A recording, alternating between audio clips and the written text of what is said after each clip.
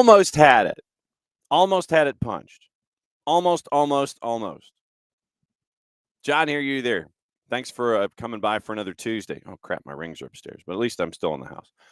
Anyway, John, hear you there. Tuesday Thoughts here on the SDH Network. We're going to go over everything that we've missed on the weekend. We'll go back over Major League Soccer and the matches that are not Atlanta United related, unless there's anything else on your mind involving Atlanta United. We'll get into that. And we'll talk about the twos and talk about what you need to do, fam. And you need to alert the masses as well when it comes to some activity involving Atlanta United too. So we'll get into that. We'll get into Open Cup. We have put out the bat signal for some folks. And with action tonight in Open Cup, we'll go over the juice boxes there. It is also the return of leagues play, considering that, you had the Premier League decided, tell you what, FA Cup, you can have the weekend. That'd be great.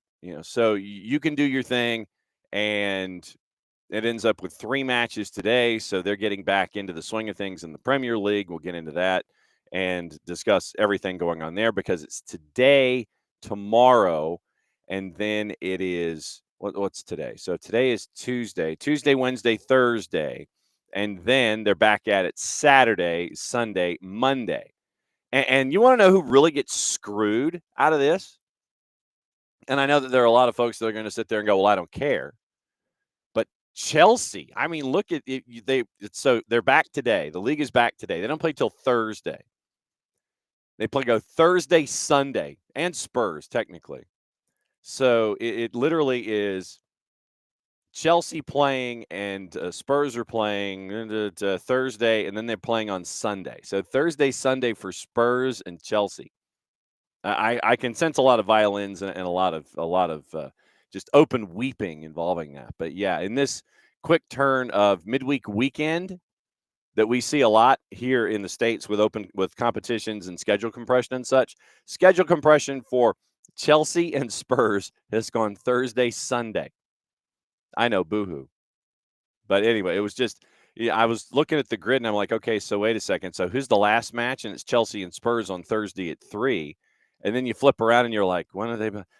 It's like, and they're the early game on Chelsea's the early game on Sunday, and they're on the road at the GTEC, and then Spurs have a home match as one of the early kickoffs at 9:00 on Sunday morning. So, G, thanks for dropping by. Holy ish. Morning, Alex. Morning, Soccer for Good OG. So, yeah. So we got all those news. We got news to catch up with there as well. And obviously, we're keeping an eye on what's going on in Kansas City with Peter Vermes. Peter Vermes mutually agreeing of the parting of the ways yesterday. And that happened during the show. We actually had news break during the show for a change. And the press conference is set for today at 1:00 Eastern. I think in our conversations with Daniel Sperry that we're going to end up catching up with Daniel on Thursday in hour number 1 before the power hour of Nino and Nico. So we'll get Daniel's thoughts about what's going on. Soccer writer for the Kansas City Star. So we'll catch up with him, get the vibe in Kansas City, and we'll discuss all of that. And we'll go through the rest of the weekend in Major League Soccer and get you ready for where we are coming into this week of preparation. Once again, Atlanta United prepping for FC Dallas and Lucho Acosta, and that will be on Saturday night. So as we mentioned yesterday, you're going to have some of you folks, the plus ones and the A-listers, who are going to be watching the first college hoop semifinal at the same time. 6:09 start. The boss is already trying to figure out her travel plan, not to San Antonio, but to figure out how to watch it, and trying to determine what the locale is going to be and what you're going to be doing. So that's the rundown for everything this morning when it comes to Major League Soccer and getting prepped for the weekend. So, all right. So there's the early rounds of material here for this morning. So, all right. Opening kickoff brought to us by our friends at Kickoff Coffee and kickoffcoffeeco.com. And I'm still trying to figure out the whole QR code thing. So I'm getting there. I'm getting there. I'm getting there. Trust me. Still got to figure out how to upload, download, those kinds of things, and figure out how to properly make sure that all the information is done properly and I don't screw anything up. Because early days, full disclosure, early days here in trying the new software, I would always blow out backgrounds and I would blow out templates for guests and things, and it was pretty bad. So I'm gradually navigating that. So I'm not like clicking on something and changing it or eliminating it completely. So that was, I'm getting there. I'm getting there. Absolutely getting there. Okay. So opening kickoff brought to us by our friends at Kickoff Coffee and kickoffcoffeeco.com. QR code is out there somewhere. But if you start your day with Kickoff Coffee and kickoffcoffeeco.com, then what you do when you check out, use the code SoccerDownHere15. You get 15% off your purchase. They, in turn, take 10%, reinvest in youth games, youth initiatives, brought to us by our friends at Kickoff Coffee and kickoffcoffeeco.com. Now, this is a story from our friends at BN Sports. And this is where I get in my Fanatis promo, since I went ahead and mentioned BN. If you don't have, yes, Rich, absolutely. Thomas Mueller rumors as well to Philadelphia. And so if you end up with, by the way, today being what today is, I'm not going to be presenting any of those. I'm not going to be exacerbating anything of that sort. There's nothing from me that you're going to be getting that is going to be of an April 1st activity. Because it's too much thought, and the best ones are the ones that have that little bit of truth attached to it. It's like cutting a promo. It's like you're sitting there and it's like it's right on the edge and there's a little bit of truth to it. Those are the best ones.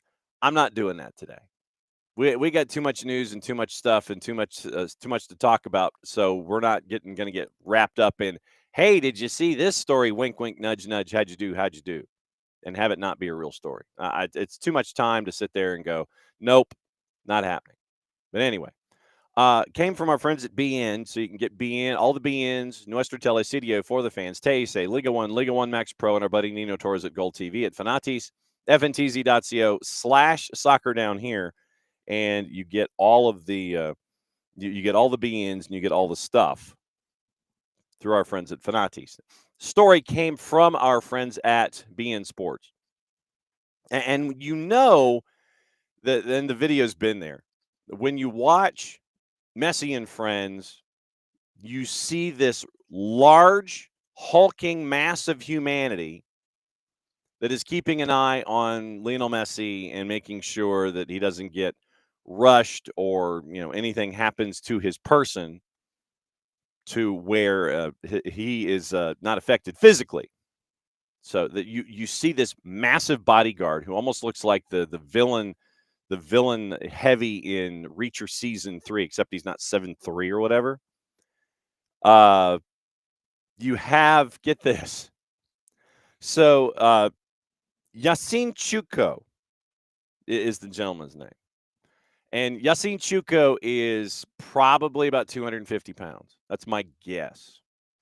That's my guess.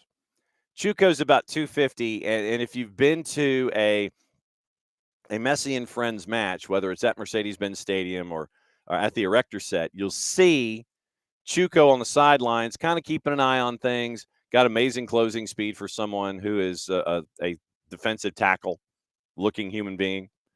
And so we've seen Yasin Chuko with, Messi and Friends and making sure that Messi is okay. Apparently, now Messi is not going to have Chuko on the sidelines anymore.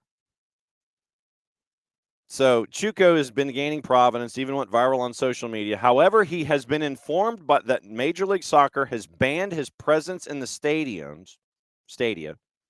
including the Erector Set. A decision that Chuko did not take long to react to, expressing his total disagreement.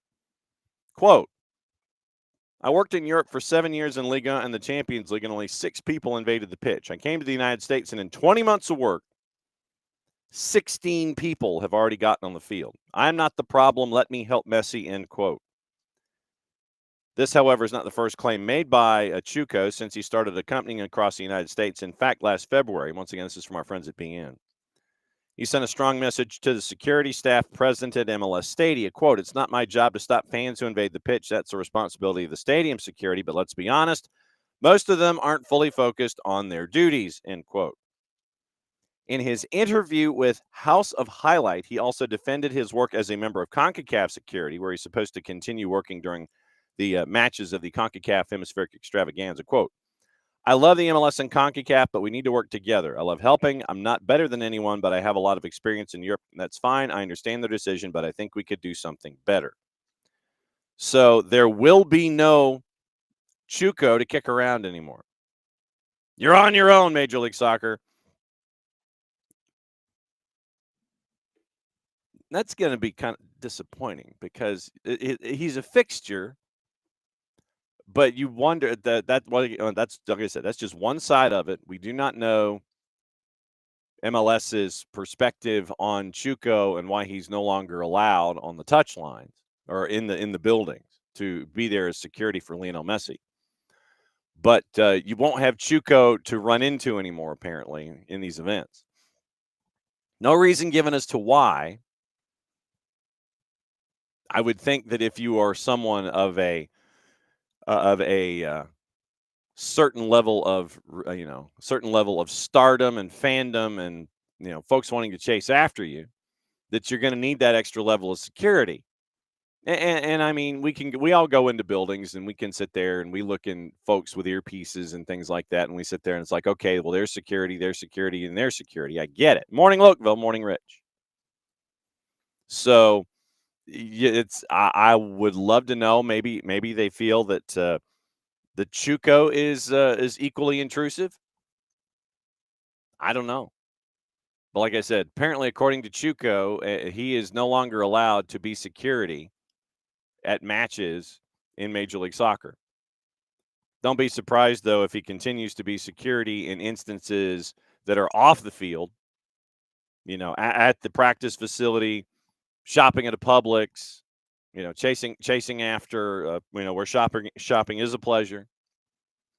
But as of right now, any match that you'll be attending, there is this apparent thought that Chuco is either a distraction or one extra body that folks need to be accounting for, and so he is no longer going to be securitying for Lionel Messi in the near future, or at least at MLS events. So that hulking massive humanity that is Yassine Chuco, the Messi bodyguard, is not going to be allowed on the field. Like I said, MLS has not said why.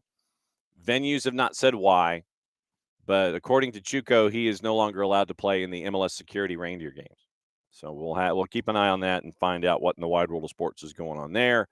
And we will continue to effort as to the why. That's opening kickoff brought to us by our friends at Kickoff Coffee and kickoffcoffeeco.com. QR code's out there in the ether somewhere. I'm sure that Abby has it, and I'm sure that I have it. Just trying to make sure that it's here where I don't screw anything up. So in lieu of not seeing a QR code blocking my face, then please go to Kickoff Coffee and kickoffcoffeeco.com. And when you check out, use the code SoccerDownHere15. You get 15% off your purchase. They, in turn, take 10%, reinvest it in youth games, youth initiatives, stuff that they have earmarked as cool at Kickoff Coffee and kickoffcoffeeco.com. All right, your promos. Don't forget, once again, and thanks to our friends at the Marshall Islands Soccer Federation. They came on last week. I've still got some scarves. If you're going to get the Marshall Islands gear, you can get it from them. It ships from London, except for the scarf, which ships from me. I have to ship one to, I think, Ohio. I got that one yesterday. And so Ohio is asking for scarves. So if you wish to continue to help out the Marshall Islands Soccer Federation and make sure that they can continue their work when it comes to the last nation on this planet trying to put together a national soccer program, then go to their website. You can get all the gear. You'll see Maddie modeling a scarf which was her intern project, part of her intern project, being part of an international marketing campaign.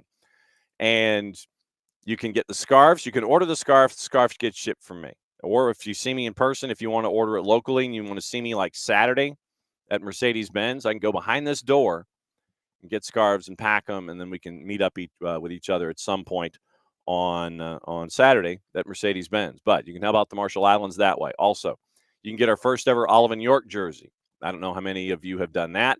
I have mine. The models Madison Cruz and Sophia Cupertino and Greg Garza modeled at alongside the Chattahoochee River. So get your navy little flop collar, 1990s, 80s retro throwback kind of a thing. Thanks to our friends at Kaiser Permanente for being across the front. Beyond Goals Mentoring, Soccer for Good. You can get it personalized, the Navy jersey. You can get it personalized either in white letters and numerals, or you can get it in the lighter blue. See, I can't say Carolina blue. I don't think I can, especially to Michael Parkhurst. But Parky got his, and he is helping out once again. He's helping out with Soccer for Good and with Beyond Goals. Don't forget, you can go to Olive and York and get your first ever SDH jersey, and our friends at Kaiser Permanente. Once again, can't do any of this without them. Can't do any of this without you, but Kaiser Permanente across the front. Go to Olive and York, get your SDH jersey.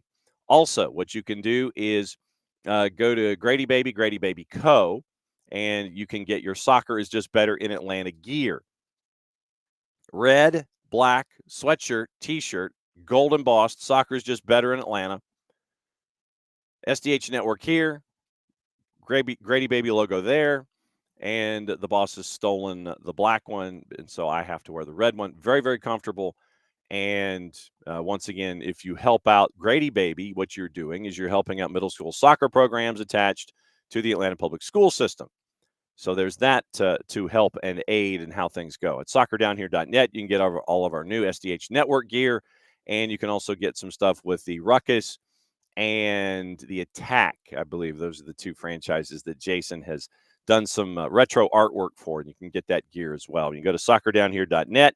You can get all the gear there, and you can continue to add to your stacks, because when I add to the stacks, the boss ends up taking it first, and so she ends up wearing most of our gear long before I do.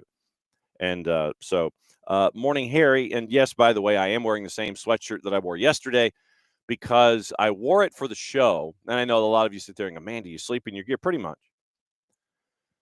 But what happened yesterday was I wore this for a couple of hours, and then, the front came through and the weather came through and everything. And so it's like, okay, I've got to get ready and go to Walton for Walton and Marist. And so I took the sweatshirt off.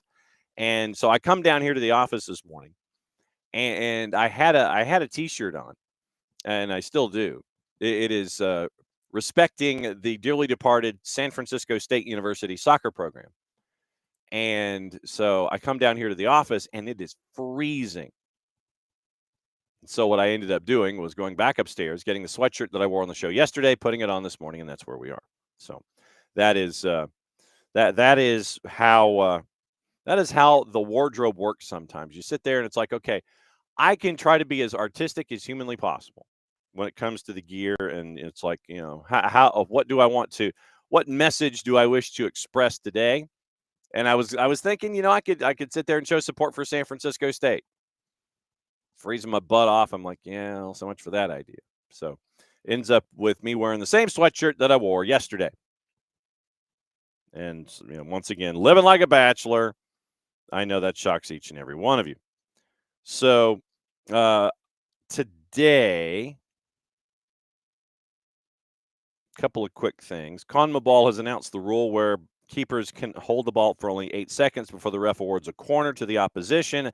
That will be in use in Libertadores and Sudamericana. Note from the Secretaries General. Notice from the Secretaries General in CONCACAF and CONMEBOL. So you got that.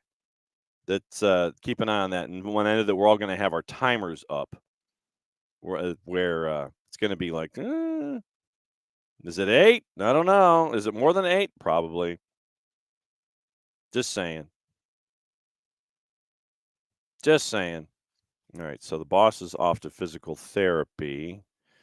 and just need to make sure that she is in good shape there. She got the cast off, and she's got the plate. She's got to get her note card from the physician that she's got a plate. So when she goes through metal detectors in airports, they don't freak out, to make sure that's like, why is this going off? Well, I have a plate here, and then you actually do get a card. You can sit there and go, "Pfft, here's why." You sit there and it's like an excused absence. So we'll see how the boss continues to go with physical therapy. All right, here's a rundown for this morning. We have put out the bat signal for some Open Cup guests, and we'll see what happens. We do have Open Cup tonight. We'll go over the juice boxes and that in a bit. There are 5 matches tonight. And so there's one match later this week involving Chattanooga FC and Chattanooga Red Wolves. That one's going to be spicy. That one's I think that one's tomorrow night. So that's going to be a part of it. 5 matches today. We put out the bat signal for the morning, and we'll see if any of the folks that are lounging around the hotel want to take, 10 minutes or so and just kind of let everybody know what's going on as they get ready for their matchups. So we'll drift into Open Cup a little bit, drift into the news of the morning. Like I said, Premier League is back up and running. Go over the juice boxes of that. Go over what else is on your mind from Atlanta United. What else is on your mind from any of the other leagues? Tuesday is kind of like our day where we catch up on things that we catch up on, and whatever is, and also get you ready for the Tuesday day in and of itself. So if there was anything that was left on the table from yesterday, bring it here in Tuesday, and then we get everything pushed for the remainder of the week. Speaking of the remainder of the week, Tyler's going to join us tomorrow at 9:15. Dylan Butler's going to join us at 10. Obviously, we're efforting guests from Major League Soccer, getting ready for the weekend as well. We mentioned Daniel Sperry from the Kansas City Star. The press conference, Zoom Palooza, is going to be at 1 o'clock East Coast time, where the co-owner of Sporting Kansas City is going to discuss the departure of Peter Vermes. So hoping they have Daniel Sperry on Thursday in the 9 o'clock hour leading into Nino and Nico. Friday, once again, hopefully we can catch up with our friends at Beyond Goals at 9:30, and then we can whip around in hour number 2, and that gets you ready for match week involving FC Dallas. We are also efforting folks out of Dallas to discuss the FC Dallas side of things. High school soccer last night, it was Marist and Walton in a non-region game. They were like, yeah, we'll go ahead and pair up. 2 teams on the girls' side I would anticipate going very, very deep in the playoffs. Goal of straw after 80 went to penalties, and a shot off the post in the 5th frame, and that was the difference. And so Walton ends up with the win in PKs. We are going to have 2 locations. We'll have both SDH and SDH2 up and running on Thursday. That'll be the next day that we have activity. It'll be Dutchtown and Trinity Christian on one channel. It will be Toombs County and Hebron Christian on the other channel. So SDH1 and SDH2 will be up and running on Thursday. Soccer is in session tomorrow at noon to get you ready for the rest of the week in region and non-region play. And Friday, we do have a matchup circled, and we are trying to, once again, secure this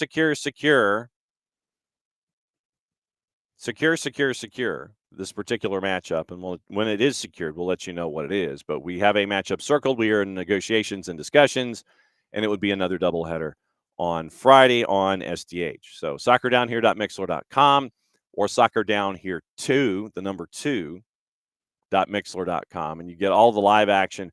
And don't forget to set up your notifications, because you get an email blast when a broadcast is up and running. So you can get those email blasts going as well when it comes to, okay, so you got something live on, whether it's the twos or whether it's high school or whatever. So you get your email notifications that way, and it's all squared away in that particular all particular matchups. All right, so there you go. All right, coming from the rest of Major League Soccer from the weekend. Once again, any other stories on your mind, go ahead and throw them in the queue and we'll talk about them. From the rest of the weekend in Major League Soccer, and we'll go over juice boxes, retro juice boxes, and we also have a couple of other things going on tonight as well, Open Cup and crossovers and things like that. So we'll get into all of that. Columbus and Lex SC, by the way, kicks things off at 6 o'clock on the U.S. Soccer YouTube channel. So last week in Major League Soccer, here was the rundown of the weekend. And we discussed it yesterday with the penalty kick call, the PK call that went to VAR. New England got points this season. They finally ended up getting more than 1 point. They ended up full with the late PK conversion, and it was a late goal by Carlos Heel, and then the PK. So New England gets a win over Red Bulls 2-1. Toronto and Vancouver, none of us can get our lives back. If any of you watched that match, I don't know. I mean, more power to you, I guess.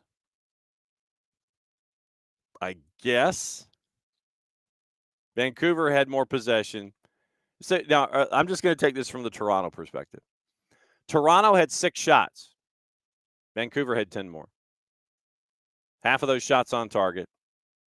Vancouver had 5 shots on target of the 16, but Toronto only had 6 shots total. 3 shots, 3 blocked. Passing accuracy at under 80%. 15 corners in the match, 12 of them went to Vancouver. 24 total crosses, 2/3 of those went to Vancouver. At least they had more offside than Vancouver did, 3-2. XG was 3 times for Vancouver what it was for Toronto. 4 saves to 3 for Toronto, 11 clearances to 9, 16 fouls to 14. So a fairly even match outside of the and that included the idea of no goals being scored. But Toronto, Vancouver, goalless draw. None of us can get our lives back on that one. Colorado beat Charlotte 2-0. Georgi Mihailovic, 2 goals in 3 minutes, one of them a PK. And so Charlotte, you're going, okay, well, which Charlotte team am I getting here? They had more possession. They were outshot 22-10. Total crosses, 12 of the 15 went to Colorado. XG, get this, the XG on the day was almost 4 times. 3.3 to 0.8 if you believe in those kinds of things. But 2 goals for Georgi Mihailovic in a short period of time. And Charlotte, once again, I think Charlotte is who we think they are. Zaha on a vert, and then everybody else fills in behind right now. That seems to be the philosophy of Dean Smith. Columbus beat DC 2-1 at Audi Field. Benteke scored in the 13th, and then Diego Rossi continues to be either completely on or completely off. He is a light switch. You can't have a light switch in the middle because then you start to hear the shorts and the electricity, and then you might blow a fuse or something. Diego Rossi, to me, is a light switch. Either completely on or completely off. Waiting for the idea to happen there. It's like, okay, on, off, on, off, on. Diego Rossi was on. Benteke scored in the 13th. Rossi came back and scored 3 minutes later. And then it was 1-1 at the break, and then Rossi scored in the 65th to make it 2-1. That was your final. For DC, shots even 8-8. 6 shots on target for Columbus, only 2 for DC. XG 1.7 to 1 for DC. Like I said, I always get squirrely on the math and figuring out an XG. I saw it most of the time. I just end up going with a final score. But anyway, 2-1 Columbus comes from behind to beat DC. I wonder where Troy Lacine's patience level is when it comes to the front office in DC. Inter Miami, Messi and friends beat Philadelphia 2-1. Sorry, Rich.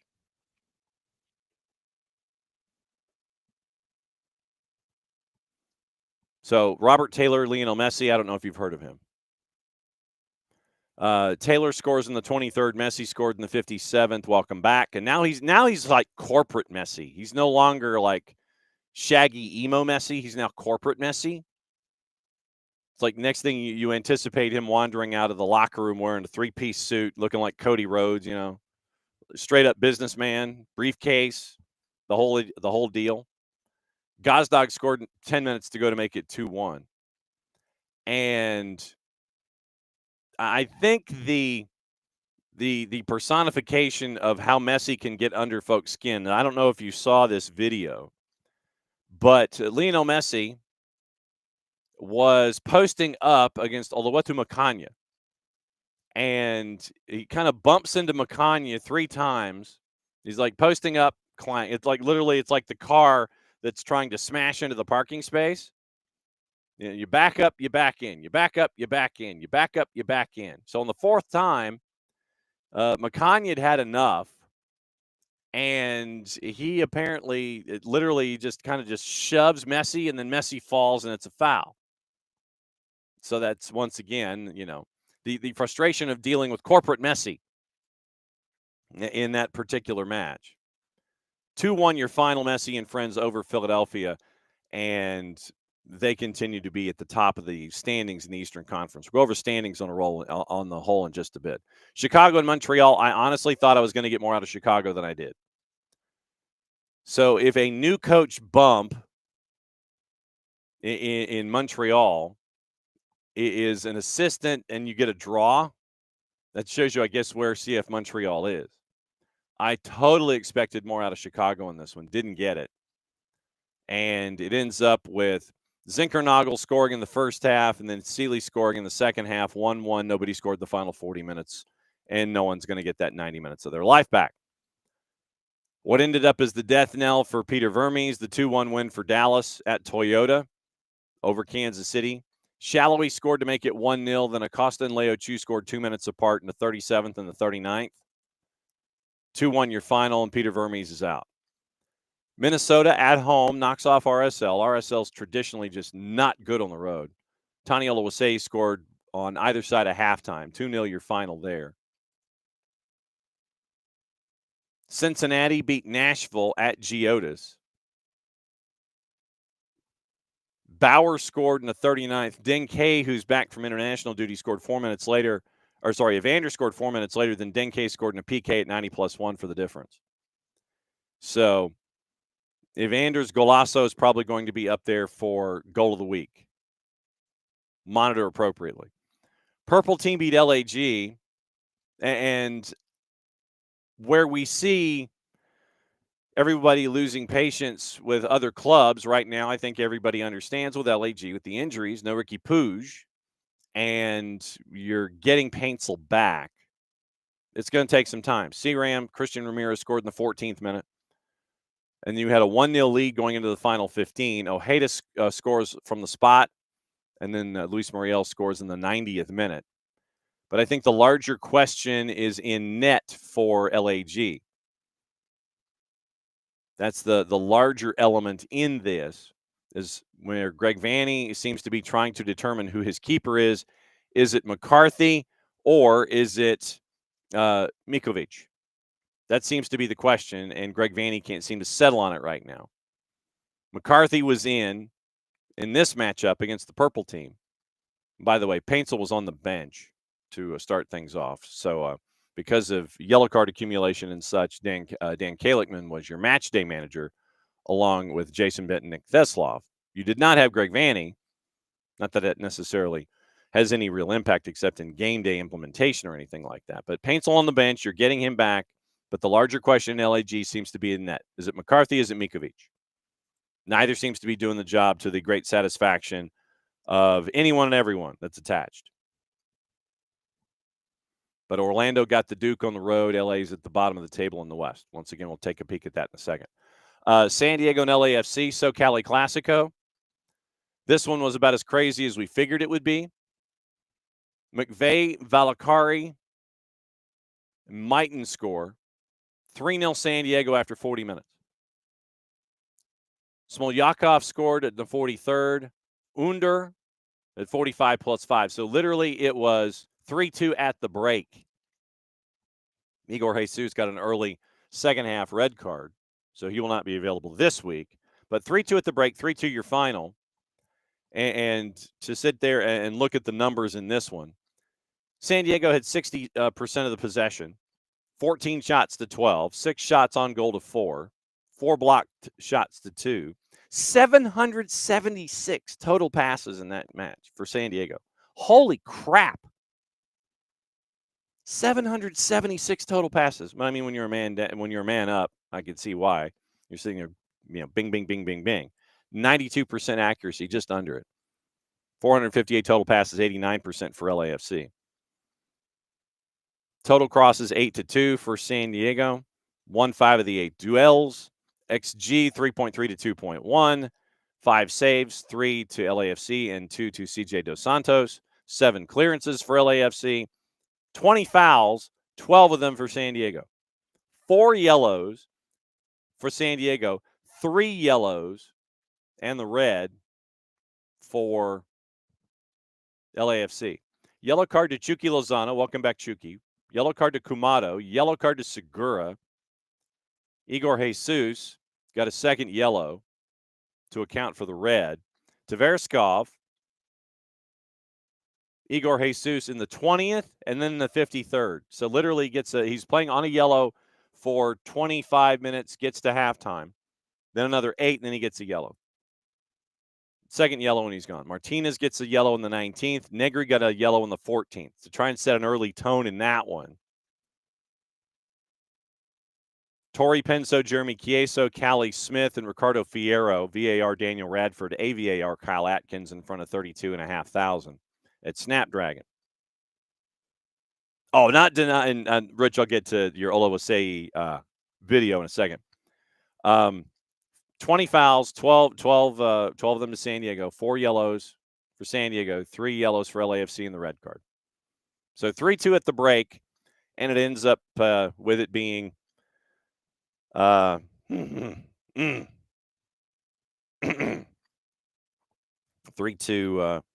3-2 at the half and 3-2 final. So that was where it ended up. But the larger point, I think, in all of it was the stuff that happened after the match in and of itself. And you had a lot of fans that were not liking one another and tried to take it out upon each other out in the parking lot.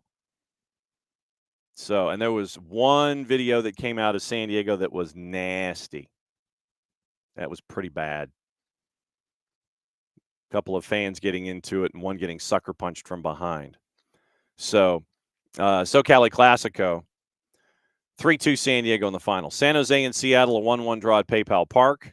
We'll talk to Nico Moreno about it on Thursday, plus the Ryan Kent signing that is apparently dropping today. They posted the social media video about, making the jersey and everything, and you're hot pressing everything. And so I believe that's going to happen today. Ryan Kent gets added. We'll talk to Nico about Ryan Kent and how his first couple of days at school were on Thursday in the last half hour of the show. Austin beat St. Louis in a game that took a while because of weather. And Austin got a goal on the board. Then the game was suspended, I think, with about 25 to go because of weather in the area. Izuni scored in the 33rd, and that was the difference. By the time that you got into halftime, came back out, had your weather delay, came back and finished, and then you had St. Louis City SC, and Austin continued to play the second teams. MLS Next Pro teams had a doubleheader there after that. But Austin wins. They move on. Portland beat Houston 3-1 at Providence Park. I think if you're looking at folks, you might be looking at Ben Olsen, just for quick trigger fingers and things like that. Mora scored in the 60th. Anthony got the double, 23rd and 71st minute, but not before regular season Franco Escobar scores for Houston. And the Dynamo get there, drawing even at 1, but then 2 goals by Anthony, 11 minutes later, and then 1 in the second half. Portland wins at 3-1. And so Portland admits that they can play better after that match.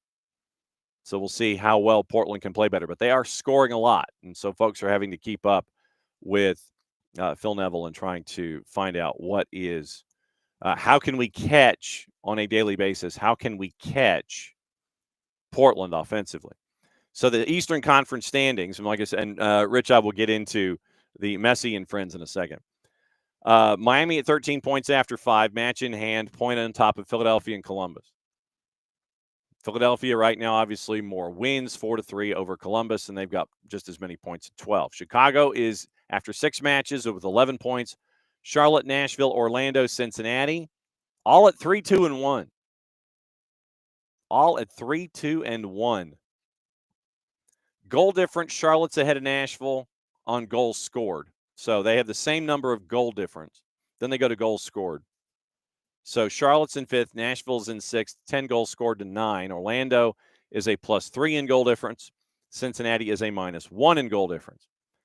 New York, Red Bulls, and NYC, and Atlanta, they're all at 8 points, 2-2-2 across the board. Atlanta United has the worst goal difference of all three.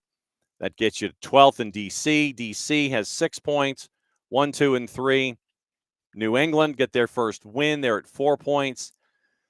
Frankly, they got lucky. Sorry, Shooter. It was a late salvo by Carlos Heel, and then the PK call, which was the right call as we talked about yesterday. Then Toronto and Montreal, both 0-4-2. Toronto has better goal difference, -6 to -7. Montreal's only scored 3 goals in 6 matches. 2 of those were against Atlanta United in the season opener. Since then, 1 goal in 5. They have one more match away from home. And remember, what I said still applies. If there is a win, this weekend by Toronto FC, by Montreal, by CF Montreal. CF Montreal goes into Columbus, and Columbus, remember, is coming off of Open Cup. So if Columbus loses to Montreal, Montreal gets full points, and I mean full points, not a draw or anything, but full points, first win of the season. I will drink Diet Mountain Dew in the air. That's not going to change. That wager is still there. That wager is still there. That if CF Montreal wins this weekend, their last road game to start the season, still no idea who is being looked at to be the new head coach in Montreal. I know, Derek. I know it is. I know it's risky. If. This is how confident I am, either in the rest of MLS or how lacking in confidence I am with CF Montreal. If CF Montreal wins on the weekend, you will see me drink Diet Mountain Dew in the air. Because as you well know, this is regular. This is not unleaded. This is regular. It's the only regular that I drink during the day, though. And just to prove that it's not just a cup, those of you who are watching on video, here it is. There's your 2-liter right there. So it's the regular stuff. If there is a win this weekend from CF Montreal, I'm drinking Diet Mountain Dew on the air. And you will see that it is Diet Mountain Dew. I'm not just going to hide it in a cup or anything and sit there and say that it is. And, well, he's got to, no, it's going to be legit. It will be a legit drinking of a product. A legit drinking of a product. Trust me. I will drink Diet Mountain Dew in the air. But that's how confident I am in CF Montreal losing that 7th road game in a row to start their season. That is the Eastern Conference. Western Conference, Vancouver still on top. I will sit here and say it.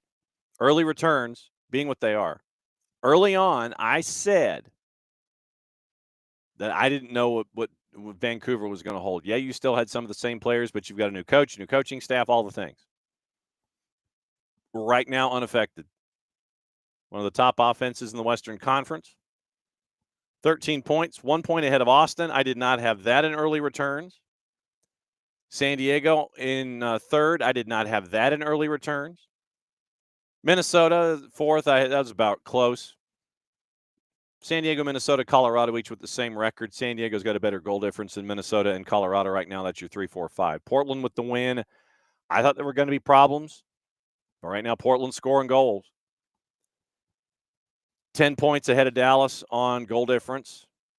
Dallas at 3-2-1. LAFC at 9 points at 3-3. St. Louis City at 8 points. They're the 9. Morning, Tom Cato from New Hampshire. San Jose, not knowing which San Jose you're going to get. The San Jose boxes of chocolate, they're in 10th. RSL, 6.6 matches. Seattle, 6.6 matches. The horrendous goal difference, by the way. for Seattle. Seattle's 1-2-3. 8 scored, 8 against. RSL has given up 11 goals. They've only scored 5, and they're 2-4. So it's a battle of extremes with RSL. RSL 2-4 in the year. They've only scored 5 goals. They've given up 11. They've got 6 points. And then at the bottom, and like I said, we already found out what was going to happen with Peter Vermes, losing 5 of your first 6. You've only scored 6 goals in 6 matches. You've given up 12. Losing by an aggregate of 2-1 over your first 6 matches is not good. Parting of the ways with Peter Vermes happening yesterday on the show. Once again, Kerry Zavagnin is going to be the interim head coach for the rest of the year. And now the shopping begins for Sporting, and we'll see what happens. But then you look at Houston. 0-4-2 out of the blocks, and we probably should have Glenn Davis on to discuss this at some point. 0-4-2 out of the blocks. You've only scored 4 goals. Remember, you moved Coco Carrasquilla on. Don't know if you've found suitable replacements, or if you thought you found suitable replacements, they're not contributing to the levels that you wanted them to. But Houston right now, they've only scored 4 goals in 6 matches. They've given up 11. 0-4-2, much like Los Angeles. But like I said, with Los Angeles, short of the keeper issues that we're seeing with Los Angeles, we know the injury issues. Paintsel on the bench, working his way back into playing shape. You don't have Ricky Puig. Marco Royce, Diego Fagundes expected to step up. They have not. So I think that Greg Vanney is out of that discussion. Patience level being what it is, considering that you just won MLS Cup and 2 of your big players are injured. But Houston, look at Houston. I think that's one where you sit there and the warning lights are going right now. You're checking your driver's console, and there's like a light going.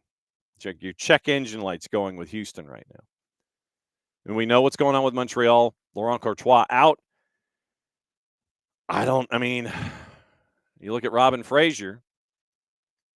I would imagine that Maple Leaf Sports and Entertainment is patient because they still have some financial things that they need to work out and trying to figure out who they're keeping and who they might be bringing in. But you never know. But right now, Laurent Courtois out. If I'm Laurent Courtois, or if I'm Wilfred Nancy, my first phone call is to Laurent Courtois. Hey, bro, you want to come in? You want to come back? You want to get back into Major League Soccer? You want to come back and get the band back together? That literally would be my first phone call if Wilfred Nancy is calling somebody. I'm calling Laurent Courtois. But that's your standings after this particular match week. But the points that were made, Rich read an article on Choico's field banning. He says 100% has to be coming from another team owner whose stadium security union probably complained about him doing their job. And that makes sense. That absolutely makes sense. But I would also posit in my defense, if I was Messi and friends, I'd sit there and go, look, it's not like he's just, Joe Schmo from Lee Summit, Missouri, who's out there on the field. You're talking about one of the world's largest assets in the sport. But to your point, Rich, it would not surprise me if there was some Yellow Jacket union that came into play and was like, well, why is he here? We're doing our job. He's helping you do your job. The fact that he has the MMA training that he has, and I think there's a workout that was posted with Choico. The fact that he's got an MMA background and can pretty much take out anybody and has fantastic closing speed for someone who is as large as he is. He's helping you do your job. But apparently, and to Rich's point, like I said, I think to Rich's point, literally it would be one of those where you're like, if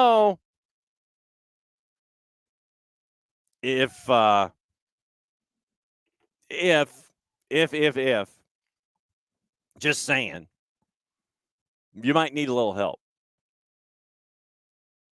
He's not, like I said, he's not just from Lee Summit, Missouri, and he's out there in right wing for Messi and friends. He's messy. I'm here to help, but it would not surprise Rich if you were correct. Morning, Harry. If it was somebody. And absolutely it was a flop. Absolutely it was a flop. Yeah, Rich looking at the video. Messi flopped. End of. Yeah. Oh, absolutely he did. I mean, yeah, Messi's banging into him. He's banging into the parking space, and Olowokandi gives him the push, and of course Messi just goes flying 10 yards forward, gets the foul call. Oh, absolutely. Yes, Abel. Messi dives and gets the foul. That never happened. Never happens. But yeah, it was funny. Literally, Messi's back in the car into the parking space three times. Fourth time, Olowokandi pushes him. It's like he backs into him. Olowokandi pushes, and then Messi launches himself toward Pittsburgh. Messi got the foul call. So, yes. And so, okay, so Harry's betting Montreal loses by multiple goals. All right, so since we're there, we'll go ahead and drift into the juice boxes. So let me check the early juice boxes. Obviously, as the week goes along, we'll continue to check them. But right now, CF Montreal on the road in the composite, courtesy of our friends at Odds Portal, is a plus 518. Crew is a minus 222. 90-minute draws a plus 354. So those are the numbers leaning into this matchup, and they're one of the 740s. There are a lot of 740s. 1, 2, 3, 4, 5 740s this upcoming week on Saturday in Major League Soccer. But yes, CF Montreal on the road at Crew at a plus 518. I wouldn't touch that from anybody. I wouldn't let you touch it. So, yeah, Montreal, nope. But yeah, Harry, it's looking bad. And like I said, Tom, good morning. May everything in New Hampshire be cold and crisp, and make sure that everything is okay meteorologically. Because like I said, right now, Midwest, upper Midwest, it's going to get nasty, and it's going to get nastier as the week goes along. Anyway, so that's what we're staring at from the week that was in Major League Soccer. And you're going, whoo. Yeah, there's some stuff out there, How many coaches and what's the career dissipation like on all these things? We've already had 2 go. One because an owner is who the owner is, and the other, once again, with Peter Vermes, you kind of drifted in and out. You're kind of going, and it's, does he have the right to retire on his own terms? And you're thinking perhaps, and then maybe, and then he always comes back, and then everything is there, and then it's not, and then it's there, and then it's not, and okay. Finally just got to the point where you're done. Speaking of LAFC, by the way, don't know if you've heard this, but remember, the FIFA is considering an LAFC Club America playoff to replace Leon at the Club World Cup. I know a venue that's about 8 miles away from here, I'm sure, that would love to host it. Considering the one-game playoff, the winner of this one would also get $9.5 million in prize money, because that's what CONCACAF qualifiers get. And then they would be Chelsea's first opponent in the tournament that's going to be held here in April, May, and a couple of months. FIFA said it was considering LAFC and Club America as the playoff teams. Once again, those 2 selections continue to make Alajuelense mad, because it was their complaint back last year that led to Leon getting ousted from the tournament. FIFA expelled Leon last week because of the club sharing ownership group with Grupo Pachuca. Pachuca qualified winning in 24. Leon qualified winning in 23. Same tournament, CONCACAF Hemispheric Extravaganza. Both clubs are owned by Grupo Pachuca, which has stakes in Real Oviedo, among others. Article 10 of FIFA's regs for the Club World Cup stipulate, quote, no individual or legal entity may have control or influence over more than one club participating in the competition, and that if 2 or more clubs fail to meet the criteria, only one of them may be admitted to the competition, end quote. Alajuelense submitted the complaint back in November, then went to CAS in January. FIFA expelled Leon last week, but they didn't say what they were going to do about a replacement. Grupo Pachuca said it would argue their case to CAS in a hearing that's going to happen in 3 weeks in Madrid. And I have this vision in my mind of either a dude with a letter opener behind a large desk or a pen that he's wagging into a television camera, or maybe just wildly gesticulating in general and taking papers and sweeping them off a large desk, turning over snack machines in a break room. Grupo Pachuca in a statement. So whomever you personified with that individual making that statement, quote, "We are dissatisfied with this decision and will appeal it to the fullest extent possible. We will defend what was won on the field." Okay. Like I said, I figured this is one of these. It's one of these, or it's a letter opener, and the guy's kind of twiddling with it, or the individual's twiddling with the letter opener, or it's one of those where that's what they're gonna do, and then the guy then whomever the individual is takes his left hand and he just sweeps all of the papers off of the desk and comes up with that 2-sentence statement. Governor Lepedemain, I didn't get a harumph out of you. Sweep the papers off. We are dissatisfied with this decision. Stomp your feet, kind of like Veruca Salt and Willy Wonka. I want it now, Daddy. I want it now. You stomp your feet. Alawalense did not make the direct appeal for themselves, although they have encouraged. Alawalense has said, well, we should be next in line. They haven't gone through the official channels, but there have been folks in Costa Rica who have intimated, who are close to Alawalense, yeah, it should be us. There's like this list. There's this list of teams that they're like, nope, should be us. No, should be us. It should be us. No, it's us. We'll just do Elimination Chamber and get it over with. FIFA's Club World Cup regs work in Alawalense's favor, according to Alex Abnos at The Guardian.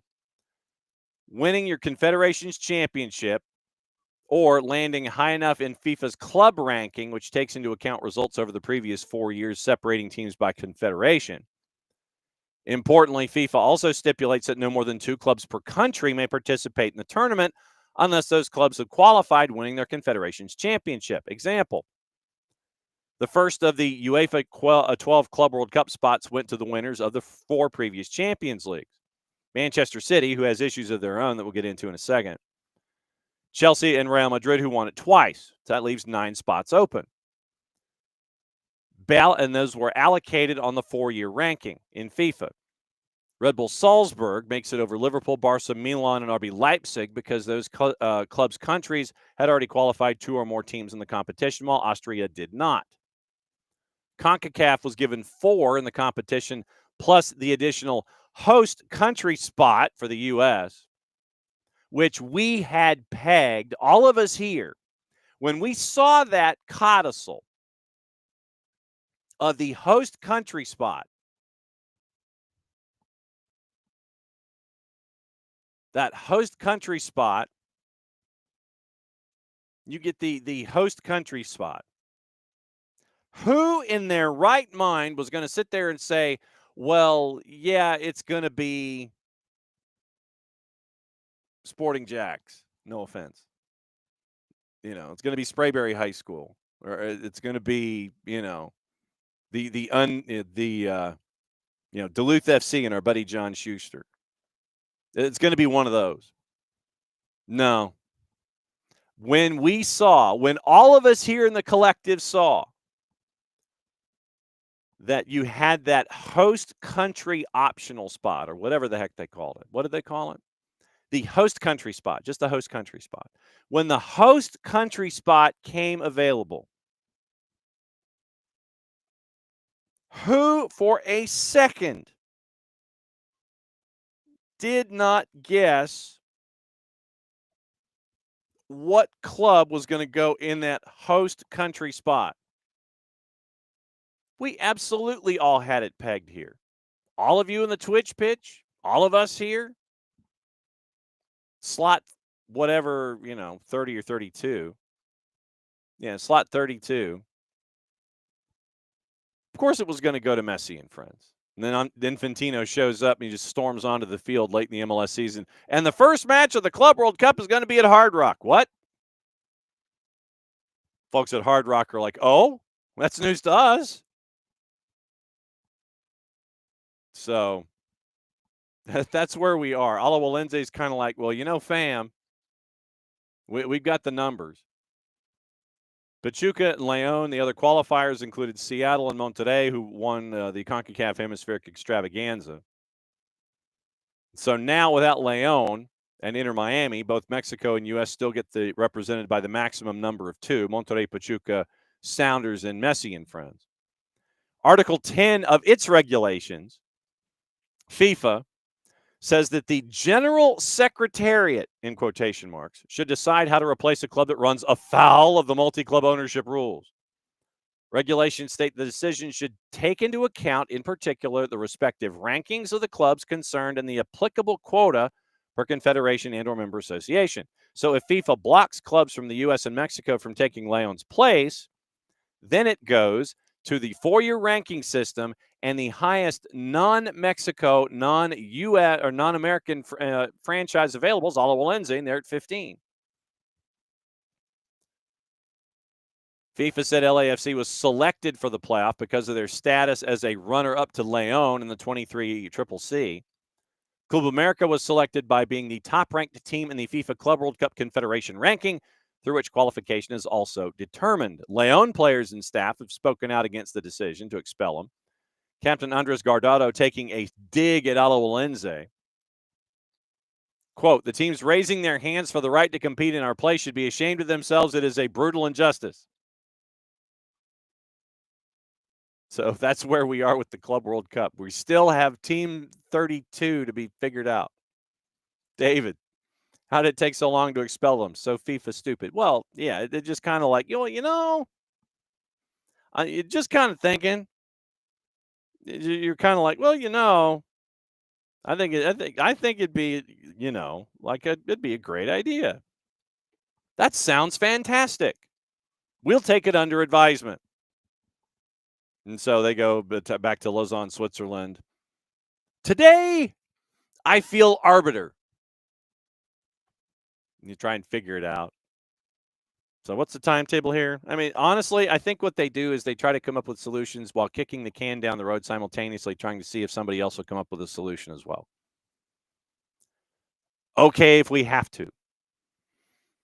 And then they try to make it into a situation that is virtually impossible for some folks to try to navigate. If you're really interested, then you got to get a team together by X date.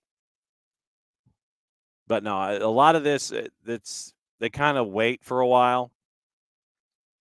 And then, okay. Then you've got to come up with something, David. So that's, and Tom, to Tom's point, apparently they're only dissatisfied. I mean, when you're putting together a press release, in 2 sentences, we are dissatisfied. Okay. Well, that's cool. So you're just a little mad is what you're saying. Yeah. Instead of putting together this rage promo of like 5 paragraphs explaining your situation, we are extremely dissatisfied. Or just we are dissatisfied. Was it just dissatisfaction or was it extreme dissatisfaction? We're just dissatisfied. So it was just straight up dissatisfaction. Okay. So, yeah, we are dissatisfied. I mean, come on, man. Light a fire under it. Say that you're more than just dissatisfied and put it into a 5-paragraph essay and make it count, man. Make it count. We are dissatisfied. I mean, literally, that just sounds like you're walking up to the customer service table and you hit your you want to pound the table with your hand because you got a bad ticket or you got the wrong size and you're going back to exchange it. I am dissatisfied with this shirt. And then you pound the table. What's that going to get? Is the customer service rep going to sit there and be that much more influenced if you sit there and yell and get mad and pound the table? I didn't like this shirt. Pound. And the customer service rep on the other side of the table is going to sit there and go, do you have your receipt? And you sit there and you fumble for it, and the line gets longer behind you. Yeah, here it is. It's not on this receipt. Yeah, it is. It's right there. Well, why are you returning this shirt? I don't like it. That's not a reason, sir. Is it the wrong size? No, it was the right size. Is it the right color? Was it the wrong color? No, color was fine. I'm just dissatisfied with it. Okay. You can't just shove the box and the receipt to the customer service rep and expect them to like jump. So if you go into it, especially if you're mad from the beginning, that CSR is going to sit there and really kind of just, spin their wheels. But if you go into the customer service department, I'd like to exchange this, please.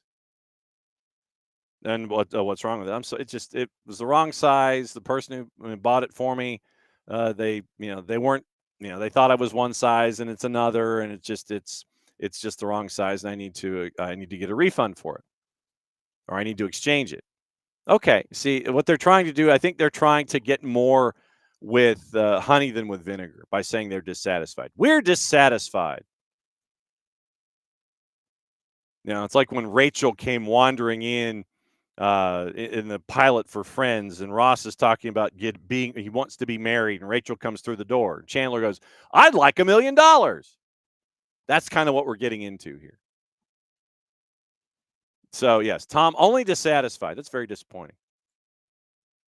Why do I always get a warped one? In lieu of participation, yes. Kessie, in lieu of participation, here's a box of fidget spinners. And by the way, those fidget spinners, they actually do have the Club World Cup logo on them.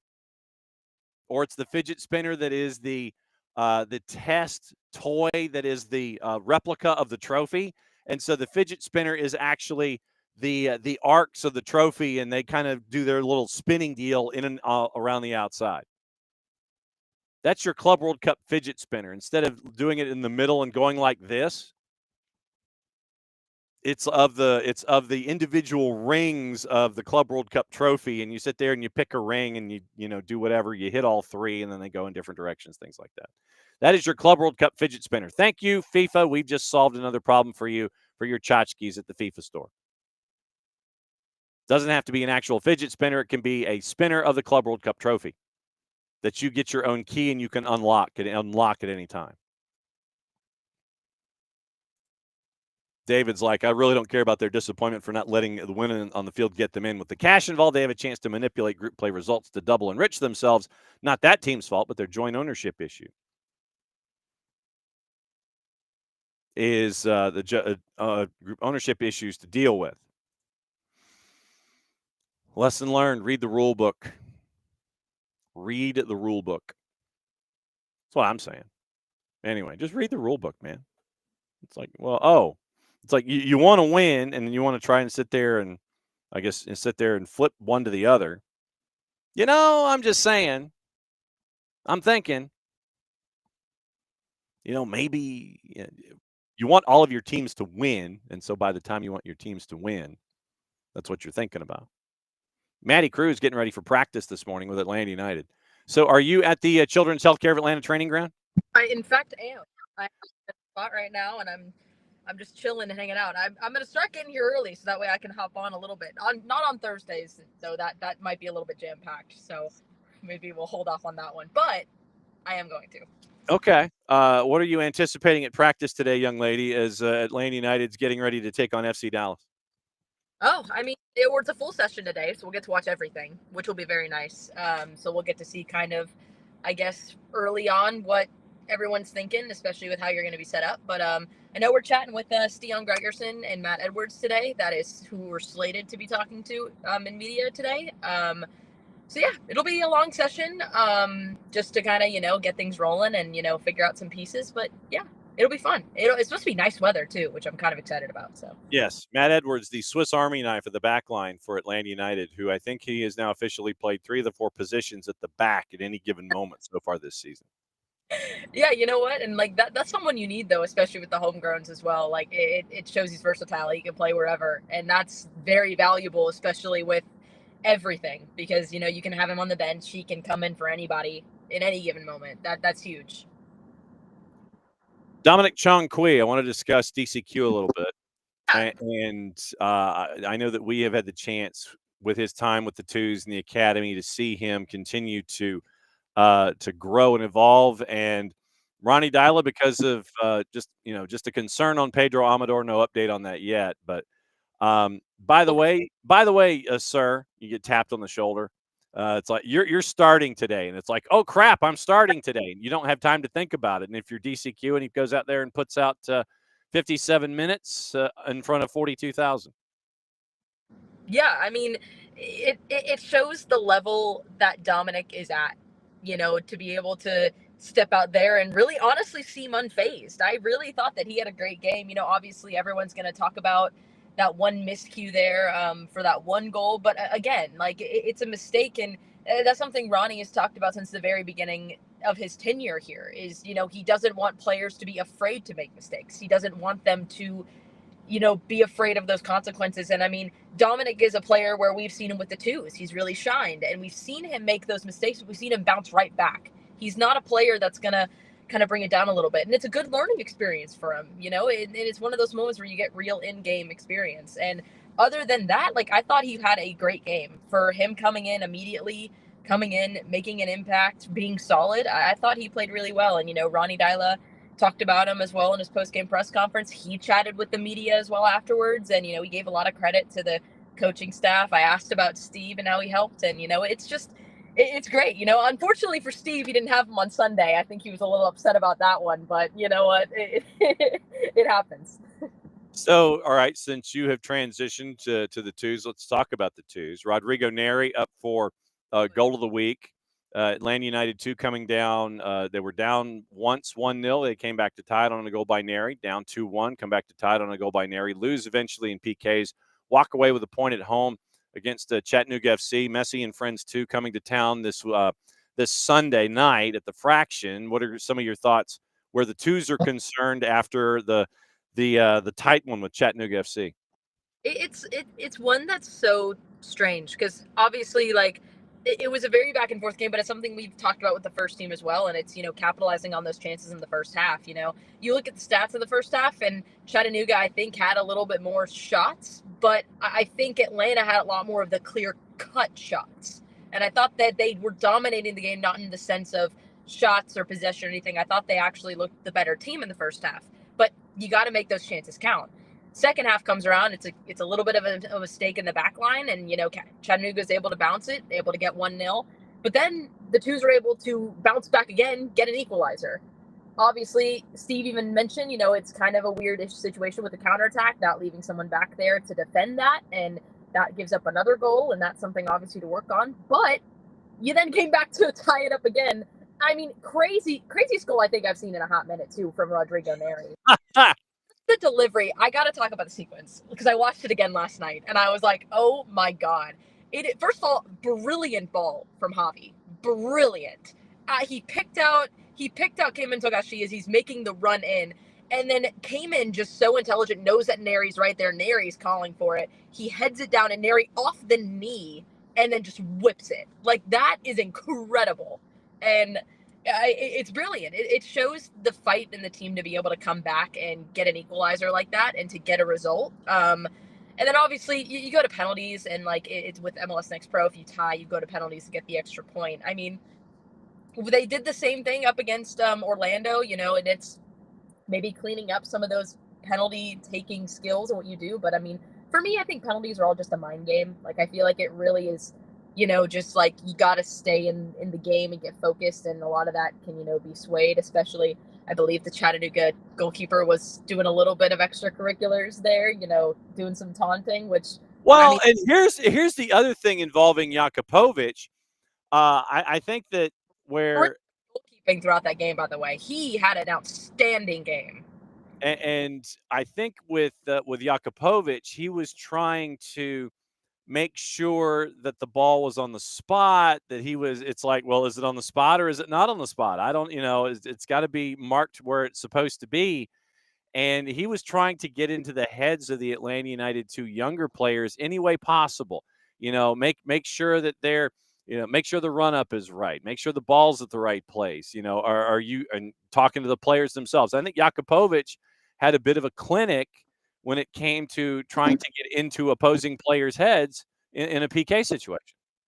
Yeah, totally. Totally with that. I think that's exactly what it was. And, it happens. You have some days where you take good penalties, you have some days where you don't. And Jakubovic, I think, had an outstanding game from the saves that he had. So when we went into the penalty shootout, already I was like, ooh. And especially pairing it with Josh Cohen as well, who we know is very, very good in penalty taking situations as well, as we've seen him with the twos, with Open Cup, with everything else. I think it was going to be an interesting one. I thought it would have gone either way, but again, Chattanooga was able to come out on top, and you know what? Hey, they'll need that victory, especially heading into their, which that's gonna be a fun one. That's for sure. Yes, where and the wording has already come out and has been very consistent on the Chattanooga FC side of things, where they are not playing a team from Chattanooga, they are playing a team from Eastridge. And apparently, there are 6,000 tickets have apparently already been sold for this matchup at Fort Finley tomorrow, and it will be intriguing to say the very least when it comes to FC and Red Wolves going at it in Open Cup. Tormenta's playing tonight in Open Cup. They've got 4OSC, the UPSL side out of Dallas, and Core is playing tonight. They've got Charlotte Independence. We'll go over the juice boxes and all of those in just a little bit.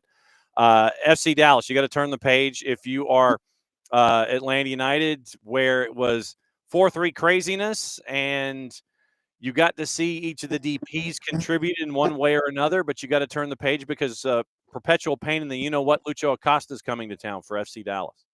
Yeah, it's you were able to come out and give a solid performance. You had a weird first half, didn't, I think, play your best, and then you come out in the second half and you're able to bounce back after a 3-1 deficit, like, already. And again, I think it shows the same thing that I've said about the twos. It shows the fight and the character of this side, and it's something that Ronnie Dyla really emphasized. And it shows that the fight is there with this team, and that is so important to have. I think going throughout the rest of the season, that was my biggest takeaway from it, was the fact that you were able to battle to try and find something, and you were able to find the victory. You were able to get all 3 points. You weren't even just able to get the tie. You were able to get the full 3 points, and that's huge. And all of that stuff. You gotta take the positives from this game, and you gotta turn it around to FC Dallas, because it's an interesting one with FC Dallas too, because like they've kind of been like kind of teetering on like pretty good, maybe not so good. I honestly thought we would have seen a little bit more of Lucho Acosta. I feel like we haven't seen a lot of him, and and it's interesting too. You played this team in preseason as well. We'll see how put together they are and everything else like that. But yeah, it looks so everyone else is walking up for training right now. So I think this might be my time to leave you, unfortunately. All right, so Maddie Cruz is going to training. She's going to go, and she's going to get a whole bunch of intel and get training ground dispatches and all that kind of stuff. So she's going to go get smart and have the rest of us get smart with her. So Maddie Cruz is at the Children's Healthcare of Atlanta training ground, getting ready for Atlanta United as they prep for FC Dallas, trying to put NYCFC in the rearview mirror from a results standpoint, but not from a lessons standpoint. So we'll see what the track is this week with Atlanta United as they get ready for the second match in a 3-game homestand. It is NYC, it is FC Dallas, and next weekend, and it's a 2:40 start. Remember, 2:40 next Saturday, not this Saturday, but next. 2:40 start with the Revs coming to town as they are chasing after points and getting those first points of the season, going up against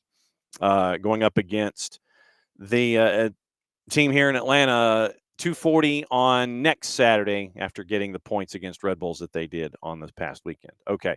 Tom was discussing honor, and he wants do the honorable thing and bow out. Tom, when there's money involved, I don't know how many folks are bowing out. Really don't know how many folks are bowing out, especially when you walk in the door. Your walking in the door money is $9.5 million. I mean, legit. You walk in the door, and you get $9.5 million. Bouncers there at the door. Looks a lot like Gianni Infantino. He's got a clipboard. Ala Walenze comes walking up. Yes, Ala Walenze, Your name is not on this list. So you stay outside. You stay outside the velvet ropes. Then the two Grupo Pachuca teams, they come wandering in. Pachuca. Ah, yes, Mr. Pachuca. Yes, you're allowed.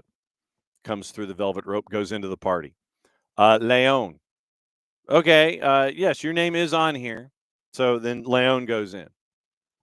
So it is right now. Alawalense's outside the velvet rope, and it appears that Leon is outside the velvet rope at the moment. But they're trying to find a way. They're trying to find a way to go in through the kitchen. And maybe they'll be like they'll find there's a delivery truck. That's the words I'm looking for. Delivery truck out back that's bringing in the day's produce and everything, or the liquor. And so Leon would be the one who sits there. They go to the dock. They put the big cardboard box with one of the particular liquor shipments. They put it on their shoulder. They go walking by. It's like they kind of look like the folks that are bringing things in from the delivery truck. And then they put the cardboard box down with all the other alcohol. Then they kind of slip in.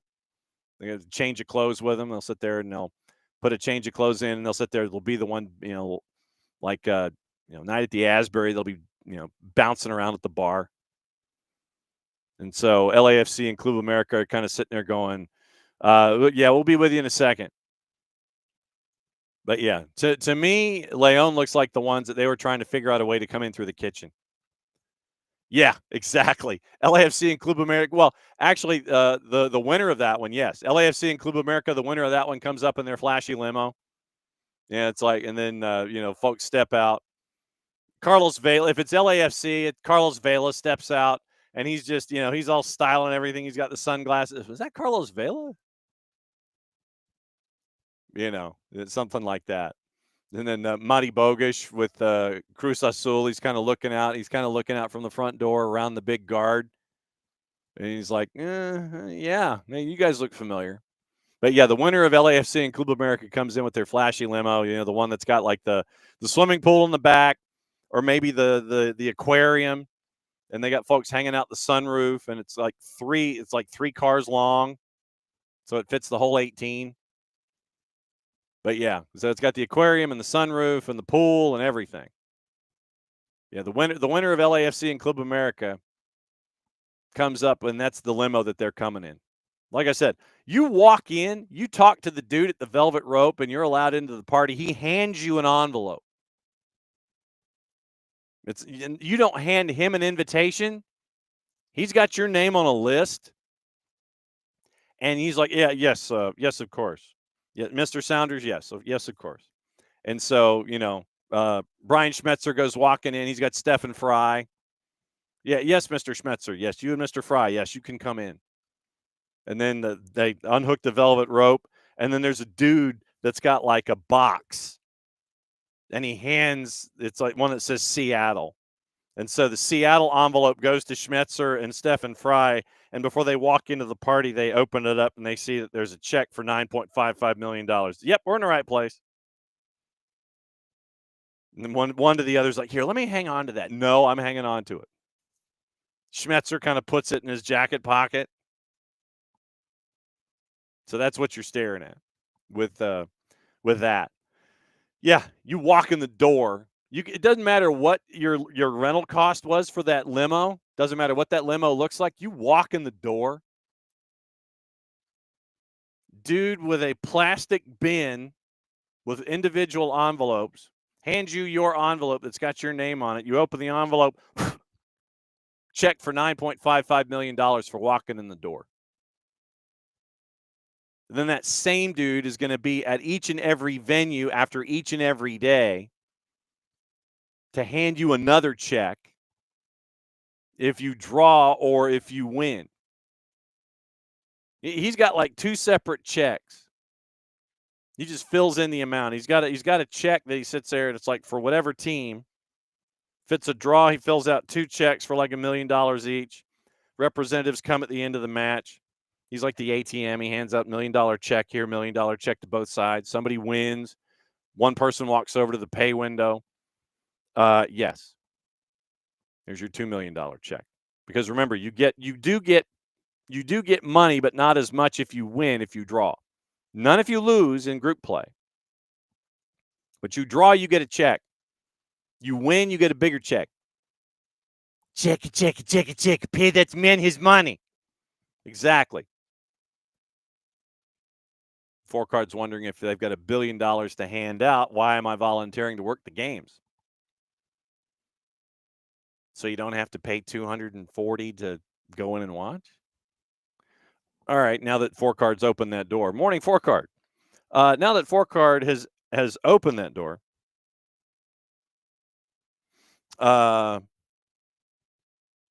okay, so let's take a peek. Let's take a peek at the prices, shall we? Let's go to our friendly neighborhood venue in the secondary market and find out just off the top of our heads what you would be spending if you wanted to go and see the Club World Cup matches.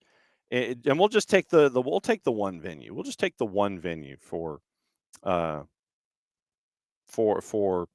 Atlanta. So let's go ahead. We'll go soccer. No, not near Hollywood, United States.